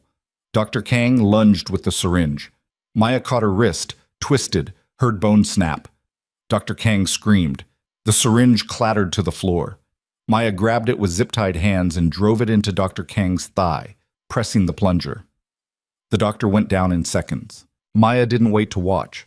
She grabbed Dr. Kang's phone and the scalpel from the medical bag, using the blade to saw through the zip ties. Blood ran down her wrists where the plastic had cut deep, but she ignored it. The door was locked from the outside. Maya checked the tablet. Ujin was still chained up, still being beaten. She had maybe minutes before someone came to check on Dr. Kang. Think. The ghost knew how to escape impossible situations. What would she do? The air vent, standard size, probably connected to the building's HVAC system. Maya dragged Dr. Kang's unconscious body under the vent and climbed up, using the woman's shoulders as a step. The vent cover came off easily, just 4 screws, removed with the edge of the scalpel. Maya hauled herself into the duct and started crawling. The metal was cold against her skin. Every sound amplified in the confined space. She moved as quietly as possible, following the ductwork away from the interrogation room. After 20 feet, she reached a junction. Left or right? She went right. The duct sloped downward. Maya half crawled, half slid, her injured wrists screaming. After another 30 feet, she saw light ahead. Another vent cover looking down into a different room. She peered through the slats. Ujin. He was still chained to the wall, but the room was empty now. Blood covered his face and chest. His breathing was labored, but he was alive. Maya worked the screws loose and dropped through the vent. She hit the floor hard, her already cracked ribs protesting. Ujin's head snapped up. Maya? His voice was rough, damaged. How did you... Later. Maya grabbed the scalpel and went to work on his chains. They were padlocked, not zip-tied. She couldn't cut through metal. Where's the key? Don't know. They took it when they left. Maya looked around desperately. The room was bare except for a metal table and 3 chairs. Nothing useful. Nothing she could use to... Wait. The chairs. Metal folding chairs with hollow legs. Maya grabbed one and smashed it against the wall repeatedly until the leg broke free. She jammed the hollow end into the padlock mechanism and twisted, using leverage and force to try to break the internal pins. The padlock held. Maya, you need to go, Ujin said urgently. They'll be back any second. I'm not leaving you. Yes, you are, Sarah Chen, Seattle, New Beginnings Adoption Agency. Ujin's eyes were fierce despite the damage to his face. Find Jiho. That's all that matters. I'm not... The door burst open. 3 men poured in, guns drawn. Maya spun, putting herself between them and Ujin, the broken chair leg held like a weapon. Stand down, one of the men barked. Make me! He fired. The bullet caught Maya in the shoulder, spinning her sideways. She went down, blood blooming hot across her collarbone. The pain was distant, shock dulling it to a manageable ache. No! Ujin's roar was animalistic. He yanked at the chains hard enough to dislocate his shoulder, but the metal held. Maya tried to stand and her legs gave out. Blood was running down her arm in a steady stream. Too much blood. She needed to apply pressure, needed to slow the bleeding, but her hands wouldn't cooperate. Bring her, the man said. Hands grabbed Maya, hauling her upright. The world grayed at the edges. She could hear Ujin shouting, could hear the rattle of chains, but it all seemed very far away. They dragged her back through hallways that blurred together, not to the interrogation room, somewhere else, a larger space with better lighting. Park was waiting. Dr. Kang reports that you remembered the child's location, he said calmly, like Maya wasn't bleeding all over his floor. Sarah Chen, Seattle. I've already dispatched a team to retrieve him. No. The word came out weak. You can't. We can and we will. Jiho represents syndicate property. He'll be raised properly this time, trained from childhood to serve the organization. Park gestured to someone Maya couldn't see. As for you, the council has reached a decision regarding your contract violation. A woman stepped forward, young, early 20s, beautiful in a cold, calculated way. She looked at Maya with something like pity. This is Yunmi Na, Park said. She's agreed to fulfill the contract you abandoned. She'll bear the heirs the council requires. And since Ujin is already legally bound to you, we've arranged for a secondary marriage contract, perfectly legal within syndicate law. Maya's vision swam. You're forcing him to marry someone else? We're ensuring organizational continuity. Mi Na is from an excellent bloodline, properly trained and willing to do what you refused. Park's smile was almost kind. You should be grateful. This absolves you of all contractual obligations. You're free. Free?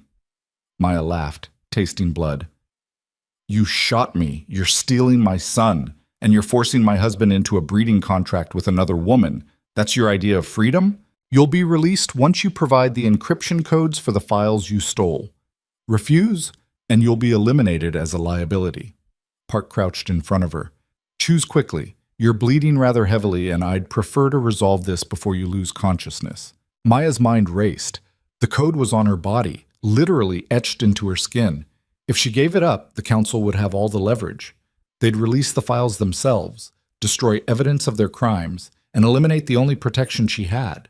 But if she didn't give it up, they'd kill her. Would take Jiho anyway. Would force Ujin into this nightmare marriage and use Mina to create the next generation of syndicate monsters. The code, Park said patiently. Where is it? Maya met his eyes. You want to know where I hid the code? Yes. Then you're going to have to kill me and cut it out of my corpse. Maya smiled, blood on her teeth. Because I'm never giving you that information. Not while I'm breathing. Park's expression didn't change. You're willing to die for this? I'm willing to die to make sure you never get what you want. Maya's voice strengthened despite the blood loss. Those files will release in 3 months. Every crime you've ever committed, every murder, every piece of corruption. It's all going to law enforcement and media outlets worldwide. And the only way to stop it is a code you'll never have. We'll find it. We have resources. You have 3 months. I encrypted the files using military-grade algorithms and scattered them across servers in 14 countries. Even if you find some of them, you'll never find all of them before the dead man's switch triggers. Maya leaned forward despite the agony in her shoulder. I spent 7 years as the ghost. You really think I didn't plan for this exact scenario? Park stood slowly. You're bluffing. Am I? Maya's vision was starting to blur, blood loss catching up with her. There's one way to find out. Kill me now and wait 3 months. See what happens. Park was silent for a long moment. Then he pulled out a phone and made a call. Bring Kim Woo-jin to the council chambers, he said. We're going to need him after all. 20 minutes later, Maya was dragged into a room that looked like something out of a nightmare. The council chambers were elegant and ancient, dark wood paneling, oil paintings of stern-faced men, a long mahog table surrounded by high-backed chairs. 5 people sat in those chairs, all of them older, all of them radiating the kind of power that came from decades of violence and control. Ujin was brought in separately, still bleeding, still chained. They forced him into a chair at the opposite end of the table from Maya. His eyes found hers immediately, and what she saw there nearly broke her, rage and desperation, and something that looked like grief. Here's the situation, Park said, addressing the council. Lee Min-seo has confirmed she possesses encrypted files set to auto-release in approximately 3 months. She refuses to provide the decryption codes. Killing her triggers the release. Keeping her alive gives us time to locate and disable the servers. How much time? An older woman asked, her voice sharp. 3 months. Possibly less if she's lying about the timeline. Unacceptable. The woman turned her gaze on Maya. You will provide the codes immediately, or we will torture them out of you. Torture won't work, Maya said. Her voice sounded strange, distant and calm despite the blood soaking through her shirt. The code is tattooed on my body. You can beat me, drug me, break every bone I have. But unless I voluntarily give you the translation key, the numbers are meaningless. Then we'll torture Kim Woo-jin until you cooperate. Maya's stomach clenched, but she forced herself to meet the woman's eyes. Do it. He'd rather die than see me give you what you want. Is that true? The woman looked at Woo-jin. Woo-jin's jaw was set. She's not giving you anything. Do what you want to me. How romantic. The woman's lip curled. Unfortunately, we don't have time for theatrical gestures. The files represent an existential threat to this organization. We need them neutralized. Then you have a problem, Maya said, because I'm the only one who can neutralize them, and I won't. Not unless you give me what I want. Park leaned forward. Which is? My son, safe, with his real family, never touched by the syndicate again. Maya's voice was steel. Ujin free of all contracts and obligations. No forced marriages. No heirs requirement. No council oversight. And in exchange, I'll give you a 6-month extension on the dead man's switch, long enough for you to clean up your operations and minimize damage when the files eventually release. Eventually? The older woman's eyes narrowed. You're not offering to stop the release? No, those files are my insurance. They release no matter what. But I can delay them. Give you time to prepare. Maya met each council member's gaze in turn. That's my offer. Take it or kill me now and deal with the consequences. The council members exchanged glances. Maya could see the calculations happening behind their eyes, weighing risks, measuring threats, trying to find an angle she hadn't already covered. Finally, Park spoke. The council needs time to deliberate. We'll reconvene in 1 hour with our decision. I don't have an hour, Maya said. I'm bleeding out, so you've got 10 minutes. After that, I'm unconscious and you lose any leverage you think you have. Get her a medic, the older woman snapped. A man in scrubs appeared, not Dr. Kang, someone else, and began working on Maya's shoulder. The bullet had gone straight through, which was lucky. He packed the wound with gauze and wrapped it tight, then started an IV to replace some of the blood she'd lost. The council withdrew to a corner of the room, speaking in low voices. Maya couldn't hear what they were saying, but she could read their body language. They were scared, genuinely scared. She'd backed them into a corner, and they didn't know how to get out. Maya, Ujin said quietly. She looked at him. His face was a mess of bruises and blood, but his eyes were clear. You don't have to do this, he continued. Don't trade yourself for me. I'm not worth it. You're my husband, Maya said simply, and Jiho is my son. You're both worth everything. The files will release in 9 months instead of 3. That's all I'm buying them. Time to minimize damage, not time to make it disappear. Maya's mouth curved into something sharp. The ghost wasn't just good at killing Wu Jin. She was good at planning, and she planned for this exact scenario 3 years ago. Wu Jin's expression shifted, understanding dawning. The files are leverage, but also revenge. The council destroyed my life, forced me to choose between my family and my autonomy, made me erase myself to protect the people I loved. Maya's voice hardened. So yes, I'm going to burn their empire down, just slowly enough that I can get my son back first. The council returned. We've reached a decision, Park said. Your terms are acceptable with modifications. You'll provide a 12-month extension on the file release. In exchange, we'll allow you to retrieve your son and release Wu Jin from all marriage contracts and heir requirements.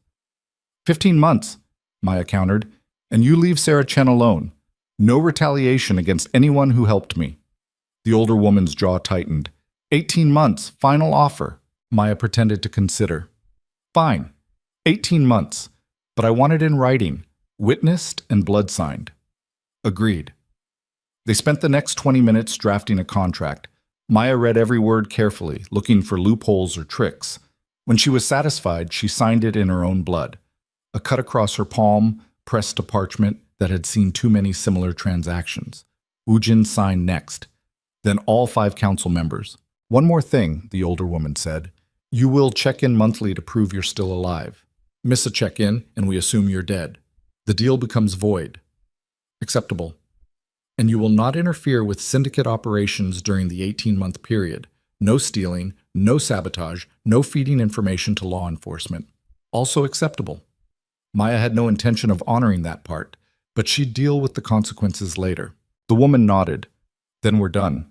You have 48 hours to retrieve your son and leave the city. After that, if we see you anywhere near syndicate operations, the deal is void. Understood. They uncuffed Wu Jin. He stood slowly, favoring his dislocated shoulder, and moved to Maya's side. His hand found hers, squeezing gently. We need to go, he murmured, before they change their minds. Maya nodded, but as she stood, the room spun violently. The blood loss was catching up with her. Black spots crowded her vision. I've got you, Ujin said, catching her before she fell. The last thing Maya remembered before unconsciousness took her was Ujin's voice, rough and fierce in her ear. I've got you. I've got you. I'm not letting go. She woke in a bed that wasn't hers. Soft sheets, quiet machines beeping steadily, the smell of antiseptic and fresh bandages. Maya's eyes opened slowly, adjusting to dim light filtering through curtains. Ujin was sitting in a chair beside the bed, his head tilted back, apparently asleep. Someone had cleaned him up. The blood was gone, his wounds bandaged, his dislocated shoulder back in place and immobilized. You're awake, a voice said. Maya's head turned. Sumin stood in the doorway, arms crossed, expression unreadable. Where am I? Maya's voice was rough from disuse. Safe house. About 40 miles outside the city. Sumin moved closer. You've been out for 16 hours. Lost a lot of blood. The medic said you're lucky the bullet didn't hit anything vital. Jiho, we have Sarah Chen's address. Ujin wants to leave as soon as you're stable enough to travel. Maya tried to sit up and immediately regretted it. Pain lanced through her shoulder, hot and vicious. Ujin's eyes opened. Don't move, you'll tear the stitches. I'm fine. You were shot. You're not fine. Ujin leaned forward, his good hand covering hers. But you're alive. And we have a plan. So just rest. For once in your life, rest. Maya wanted to argue, but exhaustion was pulling at her, dragging her back under. How long until we can leave? 12 hours. Maybe less if you can walk without passing out. I can walk now. Prove it. Maya swung her legs over the side of the bed and immediately had to grab the mattress to keep from falling. Her vision grayed out. Nausea rolled through her stomach. 12 hours, Ujin said firmly. I'm not risking you bleeding out in a car because you're too stubborn to admit you need recovery time. Jiho so. We'll still be there in 12 hours. Sarah Chen doesn't know we're coming. She's not running. Ujin's expression softened. I know you want to see him. So do I. But we do this smart. We go in healthy enough to get him out safely if something goes wrong. Maya hated that he was right, but she nodded. 12 hours. Good. Ujin stood carefully, his injured shoulder making the movement awkward. Sumin, make sure she eats something. I need to make some calls. He left the room. Sumin pulled up the chair he'd vacated. So, she said, you made a deal with the council, bought yourself 18 months. Bought us 18 months, Maya corrected. Ujin is free. Jiho will be safe. That's what matters.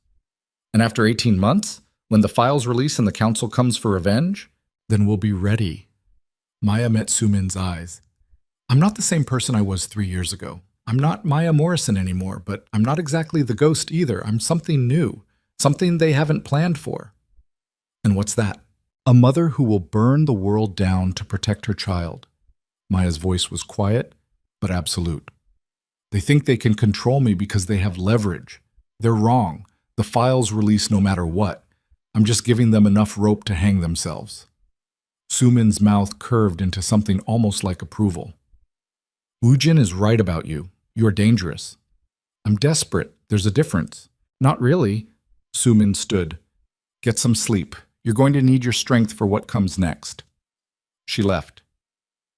Maya was alone with the machines and the dim light and the understanding that she'd just made a deal with monsters. 18 months. That's all she'd bought. 18 months to find her son, rebuild some semblance of a life, and prepare for the inevitable war. Because the council would come for her, would try to take Jiho, would attempt to force Ujin back into service. And when they did, Maya would be ready.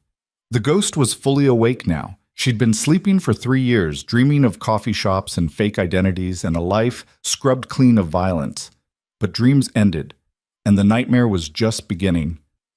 Maya closed her eyes and started planning. 18 months. She could do a lot of damage in 18 months. The council had no idea what was coming. 12 hours became 8. Maya woke to the sound of gunfire outside the safe house. She rolled out of bed, ignoring the scream of protest from her shoulder, and grabbed the pistol Sumin had left on the nightstand. Ujin burst through the door 3 seconds later, already armed, his face a mask of controlled fury. They found us, he said. Council sent a cleanup crew. How many? At least 6. Maybe more. Ujin moved to the window, peering through the curtains. Sumin is holding the front, but we need to move. Now. Maya's mind went cold and sharp. The ghost was fully operational now, her body remembering exactly how to function under fire. Exit strategy? Garage. There's a car with full tank and weapons in the trunk. Ujin turned back to her. Can you run? I can do whatever I have to do. They moved through the hallway in tactical formation, Ujin leading, Maya covering their 6. Downstairs, the sound of gunfire intensified. Glass shattered. Someone screamed. Then silence. Sumin, Ujin breathed. He started toward the front of the house. Maya grabbed his arm. Don't. If she's down, charging in won't help her. I'm not leaving her. We're not leaving her, but we're also not walking into an ambush. Maya pulled him toward the garage. We get to the car, circle around, hit them from behind. That's how we save her. Ujin's jaw worked, but he nodded. They ran. The garage was empty, the car exactly where promised, a black SUV with tinted windows. Ujin yanked open the driver's door while Maya popped the trunk. Inside were 3 assault rifles, 2 shotguns, a case of ammunition, and enough explosive materials to level a city block. Someone was prepared, Maya muttered, grabbing a rifle and loading it with practiced efficiency. I'm always prepared. Ujin started the engine. Get in. Maya slid into the passenger seat. Ujin reversed hard, smashing through the garage door in an explosion of wood and metal. The SUV fishtailed, tires screaming, then straightened as Ujin gunned it toward the front of the house. 6 men in tactical gear surrounded the entrance. Su-min was on the ground, bleeding from her leg but still firing from behind an overturned planter. She'd taken down at least 2 attackers already. Hold on, Ujin said. He drove straight at the cluster of gunmen. They scattered, diving out of the way. Ujin cranked the wheel, bringing the SUV into a tight arc. Maya rolled down her window and opened fire. The rifle kicked against her injured shoulder. Pain exploded through her upper body, but she ignored it, focusing on the targets. 1 man went down. Then another. The third tried to return fire, and Ujin clipped him with the front bumper, sending him spinning. Su-min! Ujin shouted. Get in! Su-min limped toward the SUV, still firing at the remaining attackers. Maya provided cover, unleashing controlled bursts that kept their enemies pinned. Su-min grabbed the rear door handle and hauled herself inside. Go! She gasped. Ujin floored it. The SUV roared away from the safe house, leaving burning rubber and 3 dead men in their wake. How bad? Maya asked, twisting to look at Su-min. Through and through. I'll live. Su-min pressed a hand to her thigh, blood welling between her fingers. But we've got a bigger problem. Just one? The council knows we're going after Jiho. That attack wasn't random. They're trying to stop us before we can reach Seattle. Su-min pulled out her phone with shaking hands. I've got contacts watching Sarah Chen's place. They reported movement 30 minutes ago. Black vans. Professional crew. Maya's heart stopped. They're already there? Either there or on their way. Su-min's expression was grim. We need to move faster. Ujin was already pushing the SUV to its limits, weaving through early morning traffic like a man possessed. How far to the airport? 20 minutes. But we'll never make it through security with these weapons. Then we don't use the airport. Ujin pulled out his own phone, dialing one-handed. I've got a private contact, owes me a favor. He can get us to Seattle in 3 hours. That's still 3 hours Jiho doesn't have, Maya said. I know. Ujin's knuckles were white on the steering wheel. But it's the best we can do. Maya stared out the window, watching the city blur past. Somewhere in Seattle, her son was waking up, going about his morning routine with people he thought were his parents, completely unaware that armed men were coming to take him away. She'd spent 3 years keeping him safe by staying away, now that safety was gone. Shattered by her own desperate need to remember, to reclaim what she'd lost. This is my fault, she said quietly. Ujin glanced at her. No, this is the council's fault. They created this situation. We're just trying to survive it. I should have stayed forgotten. Should have let Maya Morrison die in Seattle and let Jiho grow up normal. You think I would have stopped looking? Ujin's voice was harsh. You think I would have just accepted that you were gone forever? I would have found you eventually, Maya. And when I did, this exact situation would have happened. Maybe worse. At least Jiho would have been safe. We don't know that. The council has resources we can't imagine. They would have found him eventually, with or without our help. Ujin reached over and grabbed her hand. Stop blaming yourself for surviving. That's what they want. They want you weak and guilty and easy to control. Maya squeezed his hand hard enough to hurt. I'm not weak. I know, that's what terrifies them. They drove in tense silence. Behind them, Su-min worked on her leg with supplies from the SUV's emergency kit, hissing through her teeth as she disinfected and bandaged the wound. Ujin's contact turned out to be a pilot with a Cessna and a complete disregard for FAA regulations. He met them at a small private airfield 40 minutes outside the city, took one look at their weapons and blood-stained clothes, and doubled his price. Ujin paid without arguing. The flight to Seattle was brutal. Turbulence rattled the small plane like a toy. Maya's shoulder throbbed with every bump. Su Min's leg bled through the bandages. Ujin sat rigid in his seat, staring at nothing, his jaw clenched so tight Maya could hear his teeth grinding. They landed at a private strip north of Seattle. Ujin had another contact waiting with a car and a weapons cache. The man took one look at Maya's shoulder and tossed her a bottle of painkillers. "You look like hell," he said. "Thanks for the medical assessment." Maya dry swallowed 3 pills and climbed into the car. Sarah Chen's address was in a quiet suburb, tree-lined streets, well-maintained houses, the kind of neighborhood where people jogged in the mornings and had book clubs on Thursdays. Maya's stomach twisted as they drove through it. This was where Jiho had been living. This was the normal life she'd bought for him, and she was about to destroy it. Ujin parked 2 blocks away. They approached on foot, moving through backyards and staying off the main streets. Maya's combat training was fully online now, her body moving with the fluid efficiency of someone who'd done this 1,000 times. Sarah Chen's house was a modest 2-story with a fenced yard and children's toys scattered across the lawn, a plastic tricycle, a sandbox, a soccer ball, evidence of the life Maya had wanted for her son. "There," Su Min whispered, pointing. 2 black vans were parked across the street, no one visible, but Maya could feel eyes watching from inside the vehicles. "They're waiting," Ujin said. "Probably have teams already inside the house." "How many?"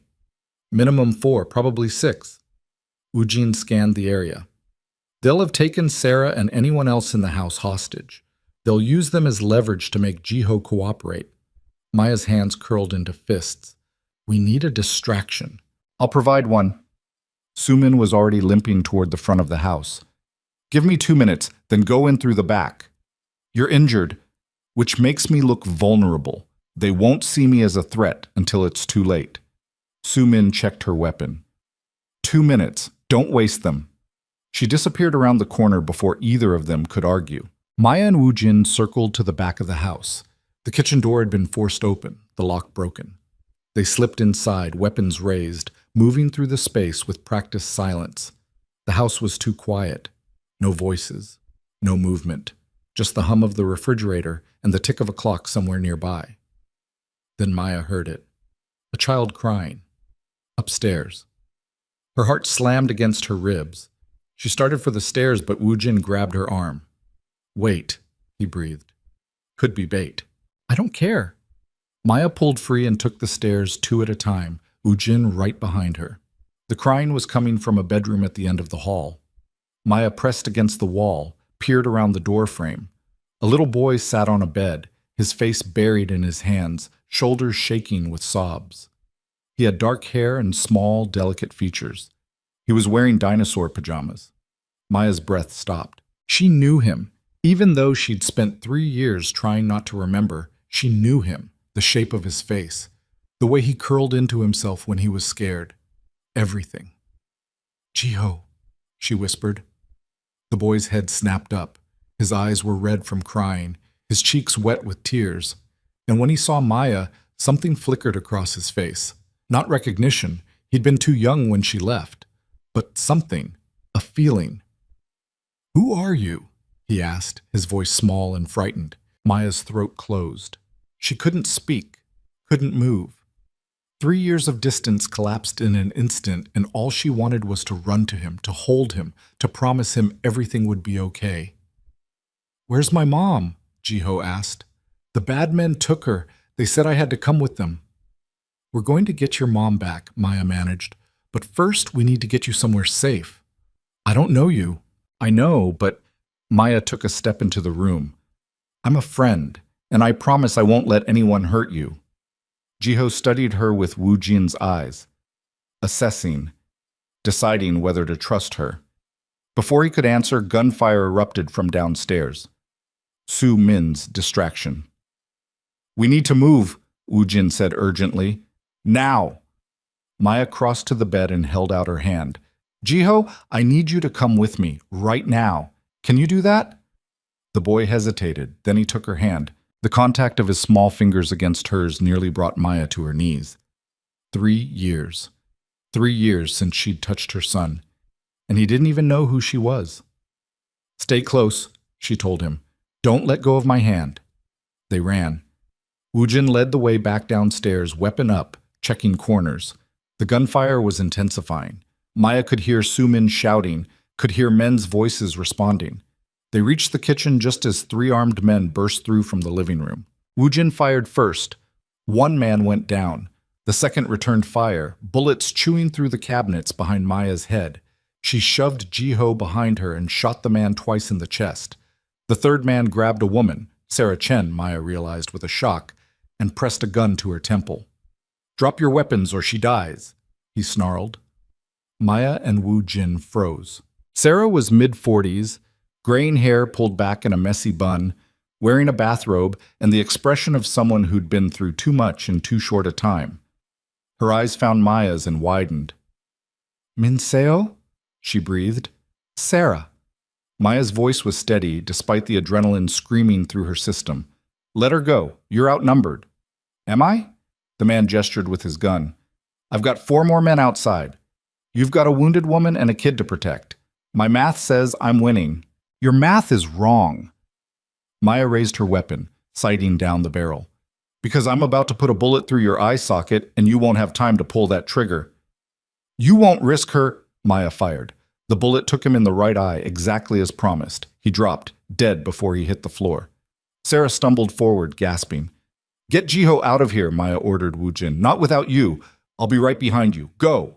Wujin hesitated for half a second. Then he scooped Jiho into his arms and ran for the back door. Maya grabbed Sarah. How many more in the house? 2, maybe 3. They separated us when they broke in. Sarah was shaking. I don't understand what's happening. Later. Right now we run. Maya pulled her toward the door. They made it 3 steps before the front door burst open and more men poured in. 5 of them. All armed. All focused on Maya. Li Min Seo, one of them said. The council sends their regards. Maya shoved Sarah behind her. Tell the council I'm not interested in their regards. You made a deal.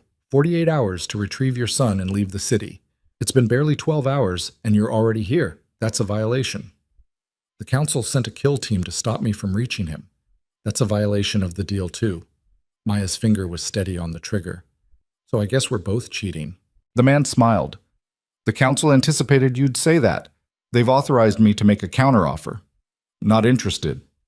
You haven't heard it yet. Don't care. Whatever it is, the answer is no. Jiho comes with us. You and Wu Jin get to live. Everyone walks away. The man's smile widened.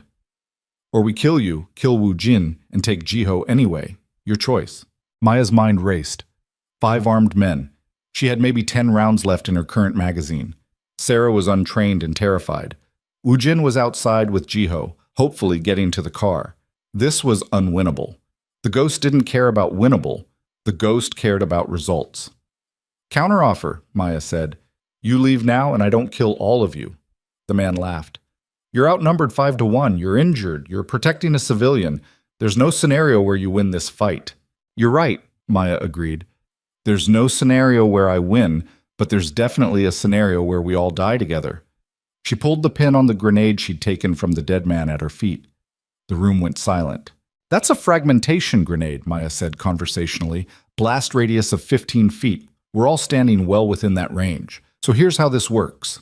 You back out of this house slowly and carefully. Once you're clear, I'll put the pin back in and we all get to live. Or you try something stupid and we all die in the next 4 seconds. You're bluffing. Try me. Maya's voice was flat. I've already lost 3 years with my son. You really think I care about dying if it means you don't get him? The men exchanged glances. Maya could see the calculation happening, weighing their orders against their survival instinct. Back up, their leader said finally. Slowly. They retreated toward the door. Maya followed, keeping the grenade visible. Sarah pressed close behind her. Once the men were on the front lawn, Maya slammed the door and jammed a chair under the handle. Run, she told Sarah. They sprinted through the house. Maya could hear the men regrouping outside, could hear engines starting. She had maybe 30 seconds before they breached again. Ujin was waiting at the car. Jiho buckled into the back seat. Sumin was in the passenger seat, her weapon trained on the house. "Get in!" Ujin shouted. Maya shoved Sarah into the back with Jiho and dove into the driver's seat. Ujin was already moving to the passenger side as Maya started the engine. The black vans roared around the corner. Maya threw the car into reverse, backing out of the driveway at speed. Bullets punched through the rear window. Jiho screamed. Sarah threw herself over him, trying to shield his body with hers. "Hold on!" Maya cranked the wheel, bringing the car into a tight 180. The tires screamed. She shifted into drive and floored it. The vans gave chase. Maya drove like she'd been born doing it, taking corners at speeds that made the car's suspension protest. Ujin was in the back now, returning fire through the shattered rear window. Su-min provided covering fire from the passenger side. "They're not backing off," Ujin shouted over the gunfire. "I noticed." Maya yanked the wheel left, cutting through a gas station parking lot. The vans followed. "We can't outrun them with a kid in the car," Su-min said. "We need to end this." "Working on it." Maya scanned the area. They were heading into industrial district. Warehouses, abandoned lots, minimal traffic. Perfect. She took a hard right into a warehouse complex and killed the headlights. "What are you doing?" Ujin demanded. "Something stupid." Maya parked behind a dumpster and turned to look at Jiho. He was huddled against Sarah, his eyes huge with terror. "I need you to be very brave for me, okay? Can you do that?" Jiho nodded, not speaking. "Sarah, take him and hide. There's a drainage tunnel about 50 yards east of here. Get inside and don't come out until either Ujin or I come to get you." "What about you?" Sarah asked. "We're ending this." Maya pulled the remaining grenades from her jacket. "Ujin, Su-min, with me." They exited the car just as the vans roared into the complex. Maya threw the first grenade under the lead van. It detonated in a ball of fire, flipping the vehicle onto its side. Men poured out of the second van, taking cover behind the wreckage. Maya didn't give them time to organize. She charged forward, firing as she ran. Ujin and Su-min flanked her, creating a three-person assault that drove the enemy back. It was brutal in close quarters. Maya's shoulder screamed with every recoil, but she didn't stop, couldn't stop. These men wanted to take her son, wanted to drag him back to the council and raise him to be a weapon, not while she was breathing. She emptied her magazine, dropped it, reloaded while running.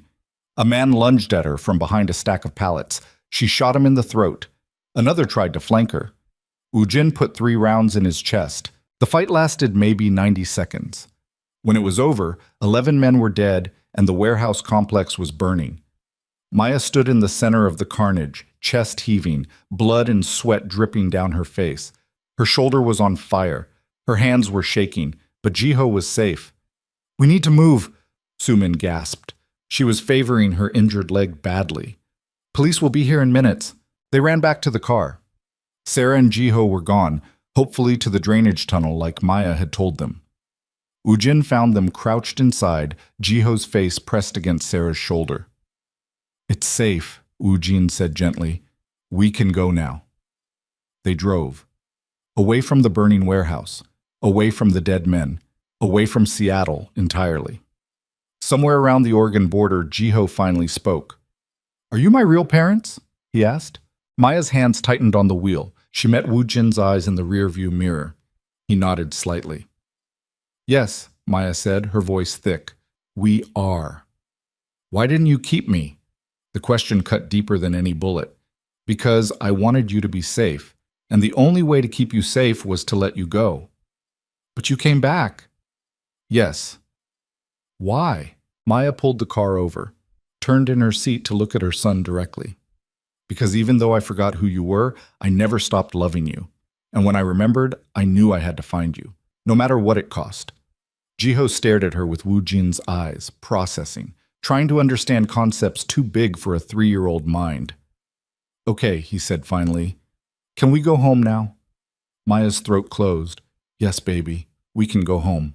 But as she pulled back onto the highway, she knew it wasn't that simple. The council would come for them, would send more men, more vans, more violence. The deal she'd made bought them 18 months, But the council had already violated it, which meant all bets were off. Maya glanced at Ujin. He was watching Jiho with an expression of such fierce love it made her chest ache.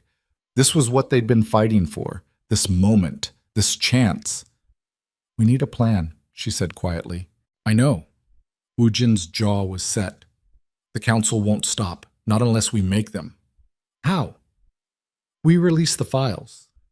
Ujin met her eyes. "Burn their empire to the ground. Destroy them completely before they can destroy us. That'll start a war." "We're already in a war." Ujin reached forward and took her hand. "But this time we're not running. This time we end it." Maya looked at Jiho sleeping against Sarah's shoulder, at Su Min bleeding quietly in the passenger seat, at Ujin, battered and determined and absolutely committed to protecting their family. "Okay," she said, "we end it." They drove through the night, heading back to the city, back to the penthouse, back to the war. Maya knew what she had to do.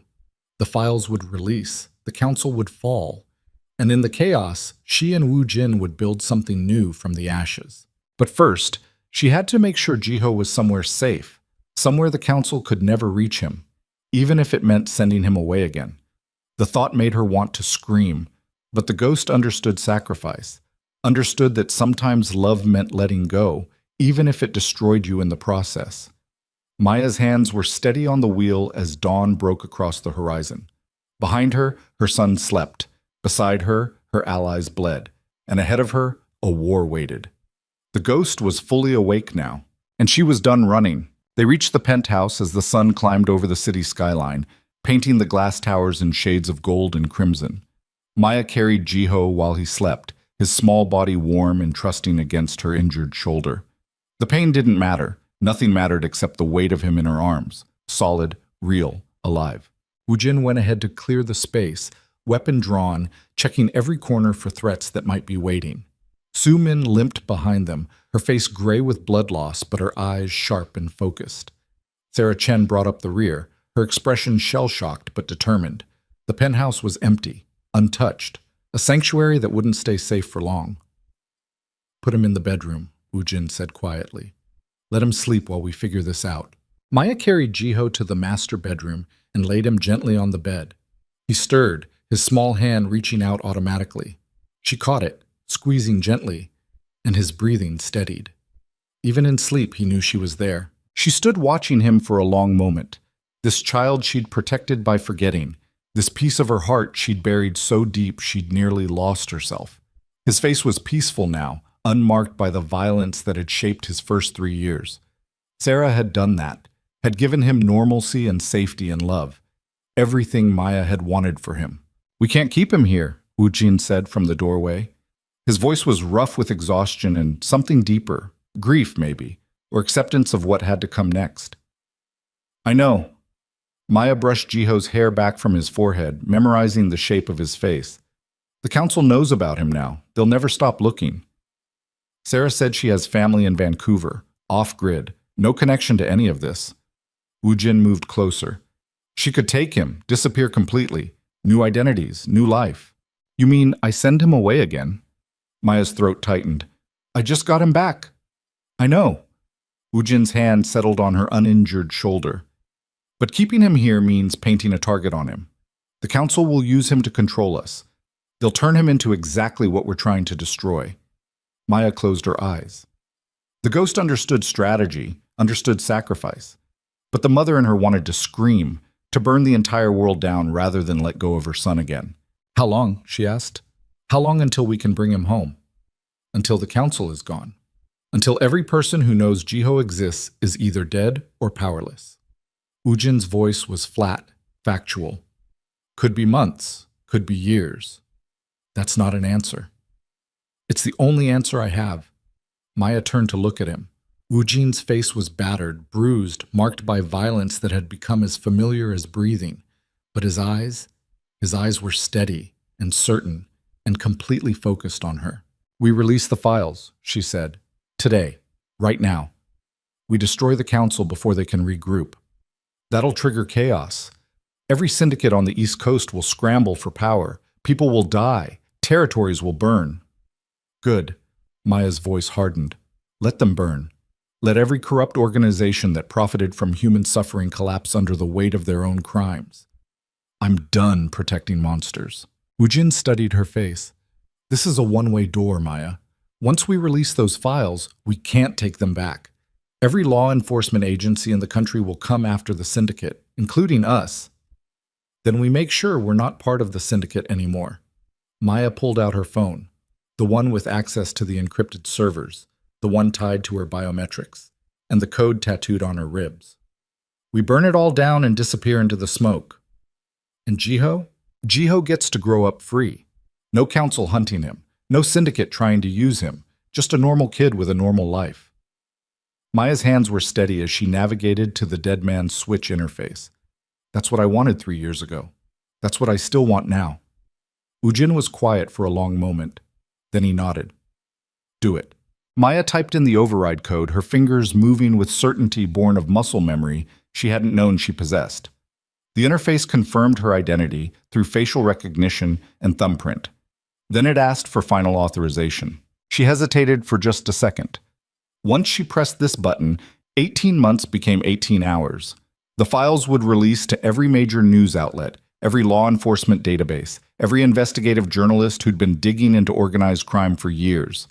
The syndicate would implode, the council would fall, and everyone connected to it would be exposed, including her and Wu Jin. We'll need new identities, she said, new lives. Everything we've built here has to disappear. I know people who can make that happen, but it'll take time. How much time? 72 hours. Maybe less if we pay enough. Maya looked at Jiho sleeping peacefully, unaware that his entire future was being decided in whispers. Then we have 72 hours to end a war. She pressed the button. The screen flashed green. Confirmation codes scrolled past. And somewhere across 14 countries, encrypted files began releasing their contents to waiting servers. It was done. Maya set the phone down and realized her hands were shaking. 3 years.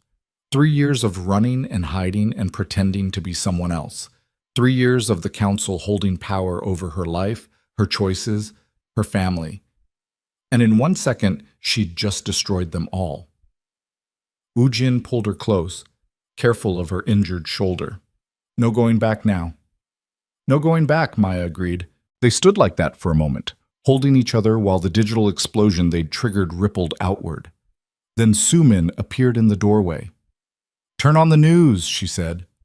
The living room television showed controlled chaos. Every major network was running the same story. Massive document leak exposing criminal syndicate operations across the eastern seaboard. Names, dates, financial records, assassination orders. Everything the council had tried to keep hidden was now public. A reporter stood outside a federal building, reading from prepared notes with barely contained shock. Sources confirmed that the FBI has begun coordinating with multiple agencies, including the DEA, ATF, and Interpol, to process what's being called the largest organized crime intelligence breach in history. Early estimates suggest the documents contain evidence of over 3,000 felonies, including murder, racketeering, human trafficking, and corruption of public officials. Maya watched the screen with grim satisfaction. The council's empire was burning in real time. Her phone started ringing. She checked the caller ID, Park Jae-sung. Answer it, Ujin said. Let him know exactly who destroyed him. Maya put the call on speaker. Park's voice was tight with barely controlled rage. You violated our agreement.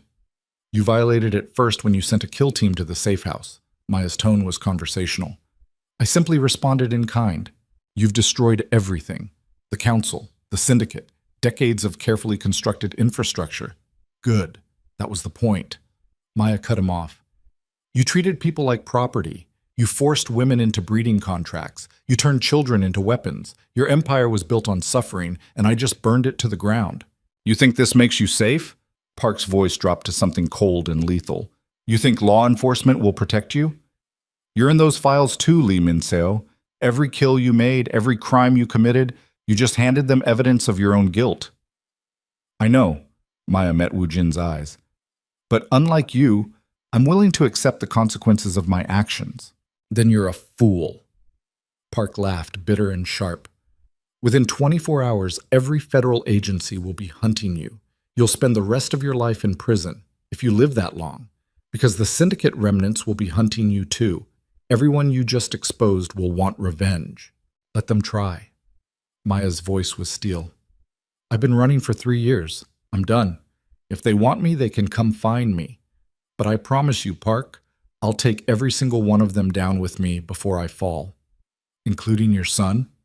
Park's tone turned venomous. Because we know where he is. We know Sarah Chen is planning to run. And we have people who can reach him before you do. Maya's blood turned to ice. You touch him. And what? You'll kill me? I'm already dead. The moment those files released, my life ended. But I'm not dying alone. Park paused. Here's what's going to happen. You're going to turn yourself in to the council, what's left of it. You're going to provide testimony that exonerates us and places all blame on rogue operatives acting without authorization. And in exchange, we'll let your son live. No deal. Then Jiho dies. Today. Within the hour. I've already given the order. Maya's finger hovered over the end call button. Every instinct screamed at her to hang up, to grab Jiho and run as far and fast as possible. But Park wasn't bluffing. She could hear it in his voice. The desperation of a dying animal willing to drag everyone down with it. Counteroffer, Ujin said, speaking for the first time. You call off whatever team you sent after my son, and I don't mail pieces of you to the other council members. Ujin, still the loyal dog. Park's contempt was palpable. You really think you can threaten me right now? I have nothing left to lose. Everyone has something to lose. Ujin's voice was quiet and absolutely certain. Your daughter, Lee Hyojin, 23 years old, graduate student at Columbia, lives in apartment 4B on West 112th Street. I have 3 people watching her right now. The silence on the other end of the line was deafening. You wouldn't, Park said finally, test me. Ujin's expression was carved from stone. You go after my son, I go after yours, and unlike you, I don't make empty threats. Maya stared at Ujin. She'd known he was ruthless, had known he'd killed his own father to protect the organization, but threatening to murder an innocent woman, Park's daughter, who'd done nothing wrong except have the misfortune of being born to a monster, that was a line she hadn't expected him to cross. Ujin, she said quietly. He shook his head sharply. Not now. Call off your people, Park, Ujin continued. Let Jiho and Sarah leave safely, and I'll make sure Hyojin stays safe too. Everyone walks away. We all get to keep what matters most. And if I refuse? Then we both lose our children today. Your choice. The silence stretched. Maya could hear Park breathing on the other end, ragged, desperate. Finally, he spoke. Fine. I'll call them off. But this isn't over, Ujin. The council may be finished, but I'm not. And when I come for you, and I will come for you, I'm going to make you watch while I destroy everything you love. The line went dead. Maya turned on Ujin. You were bluffing. Tell me you were bluffing about killing his daughter. Ujin's expression didn't change. I wasn't bluffing. She's innocent. So is Jiho. Ujin's voice was flat. And if threatening an innocent woman is what it takes to keep my son safe, then that's what I'll do. Every single time. No hesitation. Maya's stomach turned. This was the man she'd married, the man who'd killed his own father, the man who'd spent 3 years hunting for her with single-minded obsession. She'd known he was capable of violence. But this willingness to murder someone who'd never hurt anyone, was something darker. You're becoming exactly what we're trying to destroy, she said quietly. No, I'm becoming what I need to be to protect my family. Ujin moved closer. You can judge me for it if you want, but I saw what you did in that warehouse. You killed 11 men without hesitation. Don't pretend you have the moral high ground here. He was right. Maya had pulled the trigger again and again, ending lives with the same cold efficiency she'd honed over 7 years as the ghost. She'd told herself it was different because those men were trying to hurt Jiho. But was it? Or was she just as ruthless as Ujin, just better at justifying it? We need to get Jiho out of here, Su-min interrupted, breaking the tension. Park might have called off his immediate team, but he'll regroup. We have hours at most. Maya nodded, pushing aside the moral reckoning for later. Right now, survival came first. Sarah was in the kitchen making coffee with shaking hands when Maya found her. I heard the conversation, Sarah said without turning around. Park knows about me, about the plan to run. We'll get you new identities, better ones, completely untraceable. Maya leaned against the counter. Ujin has contacts who can make you disappear so thoroughly even the FBI won't find you. And Jiho goes with you, as your son. New name, new birth certificate, new everything. Maya's throat tightened. You've been his mother for 3 years. You stay his mother, just somewhere the council can never reach. Sarah turned to face her. You're giving him up again. I'm keeping him safe. There's a difference. Is there? Sarah's expression was gentle but probing. Or are you just running from the fact that being his mother means putting him first even when it destroys you? Maya looked away. I am putting him first. No, you're putting your guilt first. Your need to protect him from the consequences of choices you made before he was born. Sarah set down her coffee mug. I've raised Jiho for 3 years, Minseo. I love him, but he's not mine. He's yours. And sending him away again, that's not protection. That's abandonment. You don't understand. Oh, I understand perfectly. You're terrified.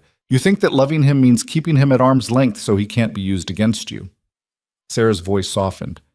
But children don't need perfect safety. They need parents who show up, who fight, who stay even when it's hard. I can't keep him here. The council is finished. You destroyed them.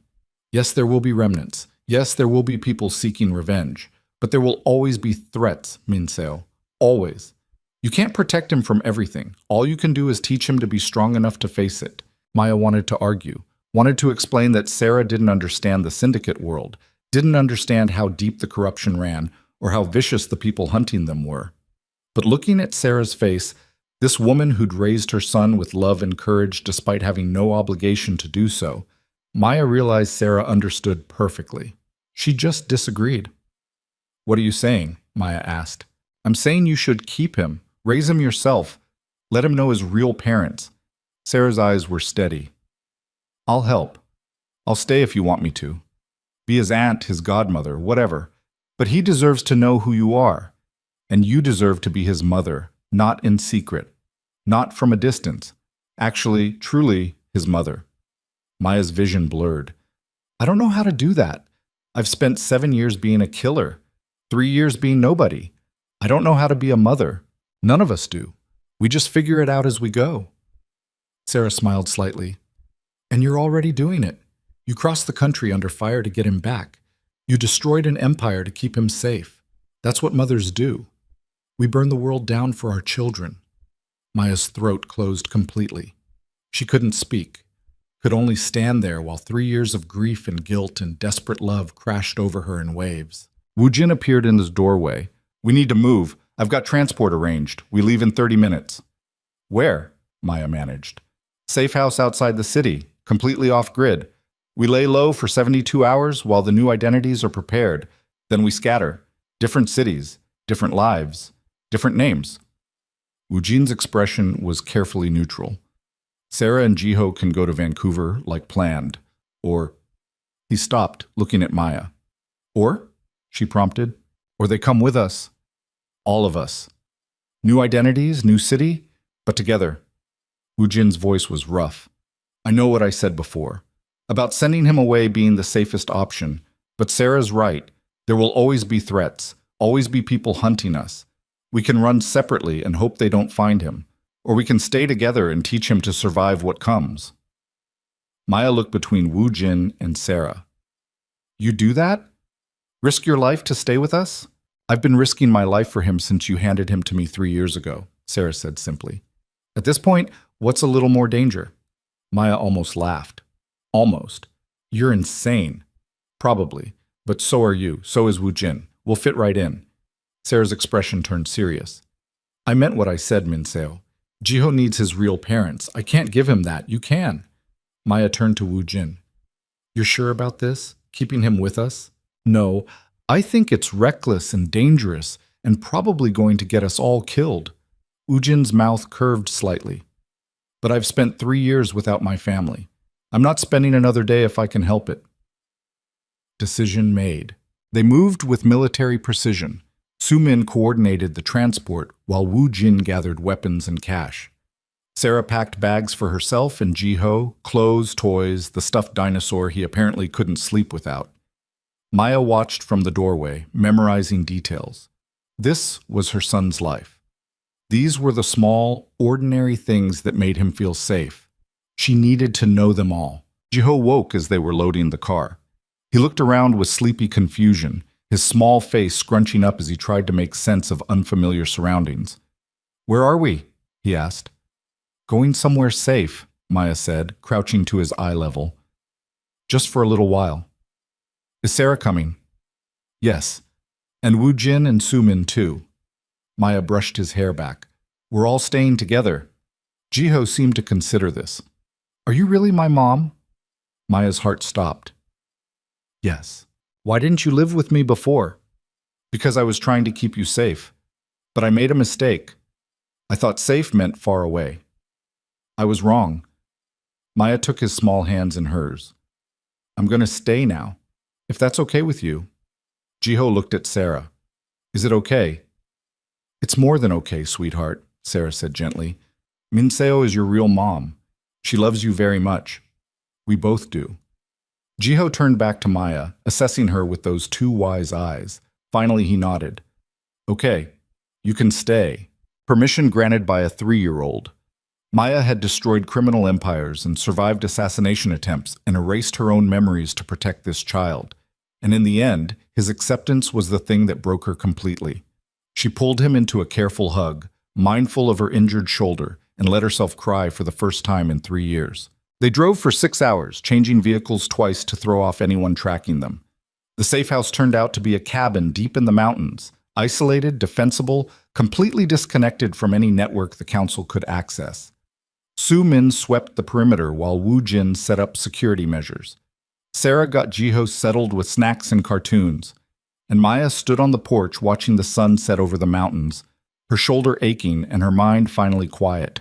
"You did it," Ujin said, joining her. "You burned them down." "We did it," Maya corrected. "I couldn't have—" "Yeah, you could have." Ujin's smile was slight but genuine.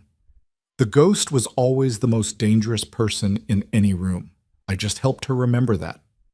They stood in comfortable silence, watching the sky turn from gold to purple to deep blue. "What happens now?" Maya asked finally. "Now we wait. 72 hours for the identities. Then we disappear. Pick a city far from here. Find quiet jobs. Raise Jiho as normally as possible given the circumstances." Ujin paused. "Think you can handle normal?" "I've been Maya Morrison for 3 years. I think I can manage." Maya glanced at him. "What about you? Can the great Kim Woo-jin handle a quiet life?" "I killed my father and destroyed the organization I was born to inherit. I think I can handle whatever comes next." Ujin's expression turned serious. "But it won't be easy, Maya. The syndicate remnants will hunt us. Law enforcement might eventually connect the dots. We'll be looking over our shoulders for years. Maybe forever." "I know." Maya looked back at the cabin where Jiho's laughter drifted through an open window. "But at least we'll be looking over our shoulders together." "Together," Ujin agreed. He took her hand, lacing their fingers together. "I waited 3 years to get you back. I'm not letting go again." "Good." Maya squeezed his hand. "Because I'm done running, done hiding, done being anyone except exactly who I am." "And who's that?" Maya thought about it. Not Maya Morrison. That woman had been a comfortable lie. Not the ghost either. That identity had been built on violence and survival and nothing else. She was something new now, something forged from the collision of both lives. "I'm a mother," she said finally, "a wife, a survivor, someone who made terrible choices and worse mistakes but who's still standing." She met Wu-jin's eyes. "I'm Lee Min-seo, and I'm exactly where I'm supposed to be." Wu-jin pulled her close, kissing her forehead gently. "Welcome home, Min-seo." The next 72 hours passed in a strange bubble of almost peace. They took turns keeping watch. Sarah taught Maya the bedtime routine Jiho preferred, the specific way he liked his blankets tucked, the 3 books he needed read in exact order, the nightlight positioned just right.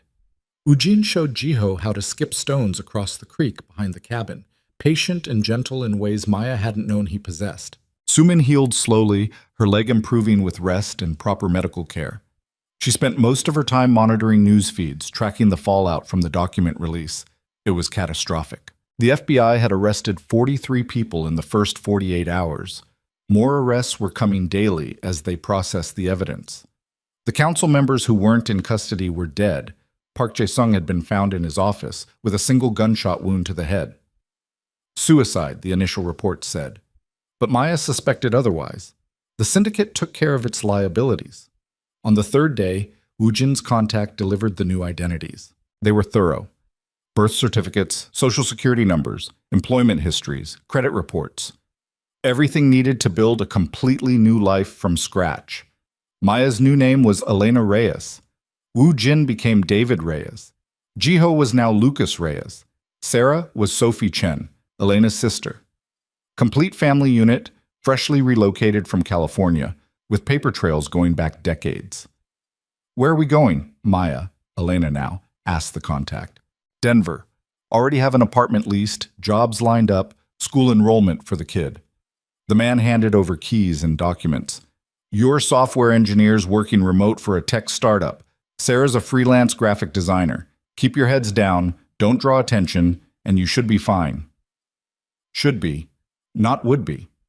Because there were no guarantees anymore. Just survival and vigilance and the hope that they'd bought themselves enough distance. They left the cabin at dawn on the 4th day. Ujin drove, Maya sat beside him, Jiho and Sarah in the back. Sumin was going separately, different city, different identity. They'd agreed not to stay in contact, too dangerous, but she'd hugged Maya hard before leaving. You did good, Sumin had said. The ghost would be proud. The ghost is dead, Maya had replied. No, she just evolved, Sumin had smiled, into something better. The drive to Denver took 16 hours. They stopped twice for food and gas, moving like tourists on a road trip, rather than fugitives running for their lives. Jiho chattered about dinosaurs and asked endless questions about their new home. Ujin answered with patience Maya hadn't known he had. Sarah pointed out interesting landmarks and made up stories about each one. It felt almost normal. The apartment was in a quiet neighborhood. Tree-lined streets, families with dogs, the kind of place where people knew their neighbors but respected boundaries. Perfect for disappearing. They spent the first week establishing routines. Jiho started preschool at a local program that emphasized outdoor play and creativity. Ujin and Maya began their remote tech jobs, simple coding work that paid the bills and didn't require much thought. Sarah set up a home studio and started taking on design clients. Slowly, carefully, they built a life. But Maya knew it was temporary, knew that somewhere out there someone was looking. The syndicate might be broken, but it wasn't destroyed. And law enforcement was still processing the files, still connecting dots. Eventually, they'd realize that Lee Min-seo and Kim Woo-jin were missing from the arrest records. Eventually, they'd start looking. 3 months passed, then 6. Jiho adjusted remarkably well. He made friends at school, stopped having nightmares, started calling Maya mom without prompting. Ujin coached his weekend soccer team. Sarah volunteered at the community center. They had barbecues with neighbors, celebrated Jiho's 4th birthday with a dinosaur-themed party.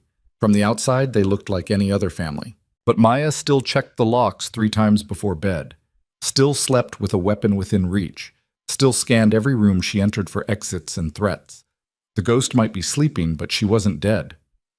The knock came on a Tuesday evening in early autumn. Maya was making dinner while Jiho played with building blocks on the living room floor. Ujin was at the store. Sarah was in her studio. The knock was polite, professional. 2 raps, then silence. Maya's hand went automatically to the knife on the counter. Jiho, go to your room, she said quietly. But I'm playing. Now, baby, please. Something in her tone made him obey immediately. He gathered his blocks and ran to his bedroom. Maya waited until she heard the door close. Then she approached the front door. Through the peephole, she saw 2 people, a man and a woman, both in professional attire. The man held a badge, FBI. Maya's blood turned to ice. This was it. The moment she'd been preparing for. They'd found her. She opened the door slowly, keeping the chain engaged. "Can I help you?" "Elena Reyes?" the woman asked. "Yes. I'm Agent Kim. This is Agent Torres, FBI. We'd like to ask you a few questions about your employment history." "My employment history?"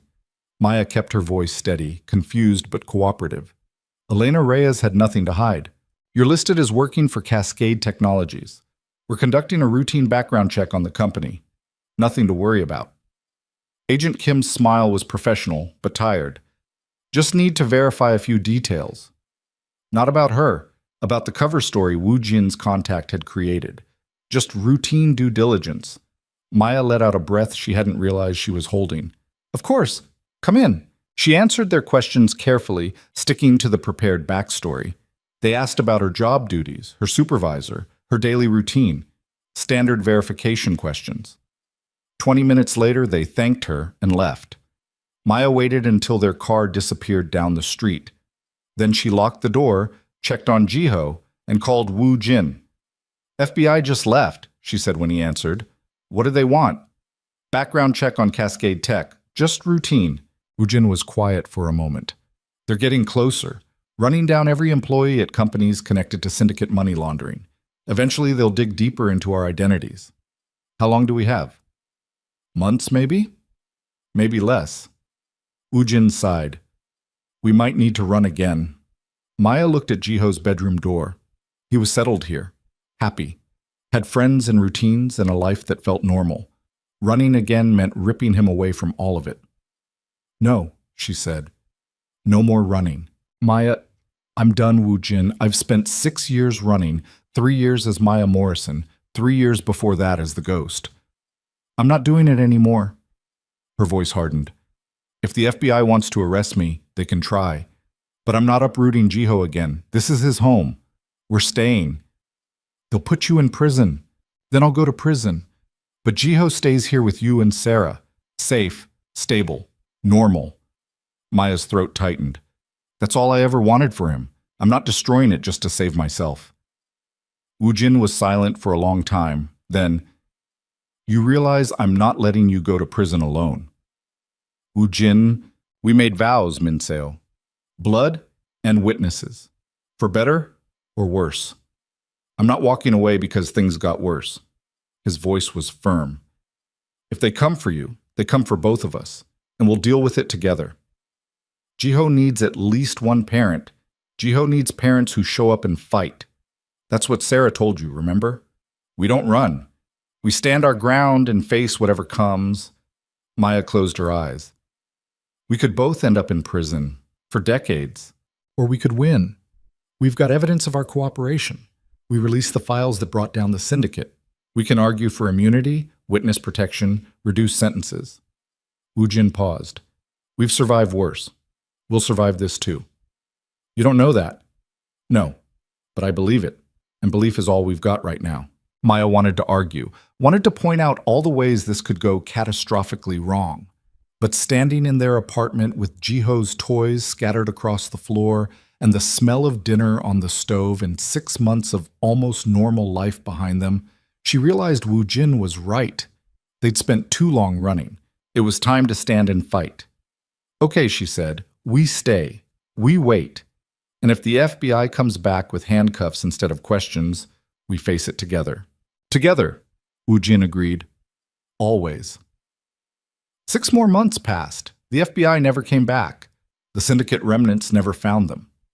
Law enforcement continued processing the files Maya had released, making arrests and building cases. But Elena and David Reyes of Denver, Colorado, remained safely anonymous. Jiho turned 5, started kindergarten, lost his first tooth, learned to ride a bike with training wheels. He had nightmares sometimes, fragmentary memories of gunfire and strange men and the week his world had turned upside down. But they were fading, being replaced by new memories, better ones. Maya worked her coding job and volunteered at Jiho's school. Ujin coached soccer and built a workshop in the garage where he spent weekends making furniture. Sarah expanded her design business and started dating a genuinely kind man who worked at the library. They became the Reyes family. Not as a cover story, as reality. 1 year after they'd arrived in Denver, Maya got a letter. No return address, just her new name written in careful script. Inside was a single photograph. Park Jae-sung's daughter, Ujin, smiling at the camera. She was alive, healthy, apparently unaware of how close she'd come to being murdered as collateral damage. Below the photograph, 3 words written in Ujin's handwriting: "I kept my word." Maya stared at the photo for a long time. Ujin had threatened to kill this woman, had meant it, but in the end, he'd chosen mercy, had protected her even though he'd gained nothing from it. That night, she showed him the letter. "Why did you do it?" she asked. "You could have just let her die. One less loose end to worry about." "Because you were right," Ujin said quietly. "I was becoming the monster we were trying to destroy, using innocent people as weapons, justifying violence against anyone who got in my way." He took the photograph, looking at Hyejin's face. "I didn't want to be that person anymore, so I kept her safe. Had someone watching her for months to make sure none of the syndicate remnants went after her for revenge. When it was clear she was safe, I pulled the surveillance." "Why not tell me?" Also, there Because I needed to do it for me, not for you, not to prove anything." Ujin set the photo down. "I needed to choose to be better, and I did." Maya pulled him close. "You're a good man, David Reyes." "I'm a work in progress." Ujin's arms tightened around her. "But I'm trying. Every day, I'm trying." They stood together in the kitchen of their normal house, in their normal neighborhood, with their normal lives built on lies and violence and desperate choices. And somehow, impossibly, it was enough. 2 years after arriving in Denver, Maya received a different kind of letter. Official letterhead, federal seal. Her heart stopped when she opened it. But it wasn't an arrest warrant. It was a subpoena. The FBI wanted her to testify in the ongoing cases against former syndicate members. They knew who she was. Had known for months, apparently. But they weren't arresting her. They were offering a deal. Full immunity in exchange for testimony. Witness protection available but not required. All charges against her and Ujin dropped if they cooperated fully. Maya showed the letter to Ujin. They sat at their kitchen table, the one Ujin had built by hand, and read it together in silence. "What do you want to do?" Ujin asked finally. Maya thought about the ghost. About 7 years of killing and stealing and surviving in a world soaked in blood. About the crimes she'd committed, the lives she'd taken, the choices that still haunted her. Then she thought about Jiho playing in the backyard, about the school plays and soccer games and normal life they'd built here, about the future they could have if they played this right. "I want to testify," she said. "I want to help put every single one of those monsters in prison. And then I want to come home to our son and live the rest of my life as Elena Reyes." "No more running?" "No more running." Maya took his hand. "We end it, completely, permanently. We close the door on that life and we never look back." Ujin squeezed her fingers. "Together?" "Always together." The trial lasted 8 months. Maya testified against 47 defendants. She detailed crimes, named names, provided evidence that corroborated the files she'd released. The defense attorneys tried to break her, to discredit her testimony, to paint her as equally guilty. They failed. Ujin testified too.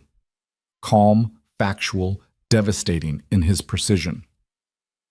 Between the two of them, they helped secure convictions that would put the syndicate's leadership away for life. When it was over, the prosecutor shook Maya's hand. "Thank you," he said.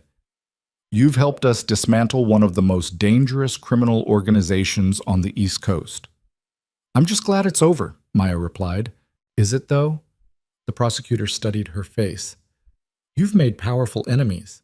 Some of them are still out there." "Let them come." Maya's voice was steady. "I'm not afraid anymore." She meant it. 3 years after arriving in Denver, Maya stood in Jiho's bedroom doorway watching him sleep. He was bigger now, 7 years old, all gangly limbs and missing teeth, and absolute confidence that his parents would keep him safe. She'd kept that promise. Against all odds, against every threat, she'd kept him safe. "You okay?" Ujin asked softly from behind her. "Just thinking." Maya leaned back against him. "About how far we've come. what we've survived, what we've built. Any regrets? Maya considered. I regret the people I hurt when I was the ghost.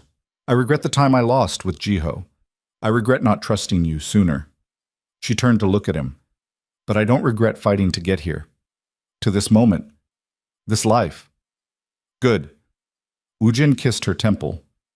Because I don't regret a single day. Not the searching, not the violence, not the sacrifices. All of it led us here, to our son, to each other, to home. Home. Such a simple word, but it meant everything. They closed Jiho's door and walked together to their own room. Outside, the city slept. Somewhere, the syndicate remnants still existed, still posed theoretical threats. Somewhere, people remembered the ghost and Kim Ujin and the empire they'd helped destroy. But here, in this house, in this life, they were just Elena and David Reyes. Parents, partners, survivors who'd chosen love over violence, family over power, peace over revenge. The ghost was truly dead now, so was Kim Woo-jin. In their place stood something better, something earned through blood and sacrifice and impossible choices. They stood something worth fighting for. Maya climbed into bed beside the man she'd forgotten and remembered and chosen all over again. Ujin pulled her close, careful always of old injuries that still ached sometimes. I love you, she said into the darkness. I know. Ujin's voice was soft with sleep and contentment. I've known since the first moment I saw you. Even when you forgot, I knew. How? Because some things transcend memory. Some connections are written in bone and blood and soul. You can erase the mind, but you can't erase what's fundamental. He kissed her forehead. You and me. We're fundamental. Maya closed her eyes, listening to his heartbeat steady and strong beneath her ear. Tomorrow, Jiho would wake early and demand pancakes. Ujin would pretend to be terrible at flipping them until Jiho laughed. Sarah would come over for Sunday brunch and tell terrible jokes that made everyone groan. They'd spend the afternoon at the park, or the library, or doing absolutely nothing important. It would be normal and ordinary and absolutely perfect. The ghost had spent 7 years hunting shadows and running from threats and surviving on instinct and violence. But Elena Reyes, Maya Kim, Lee Min-seo, whatever name she wore, she had found something better than survival. She had found home, and she was never letting go again.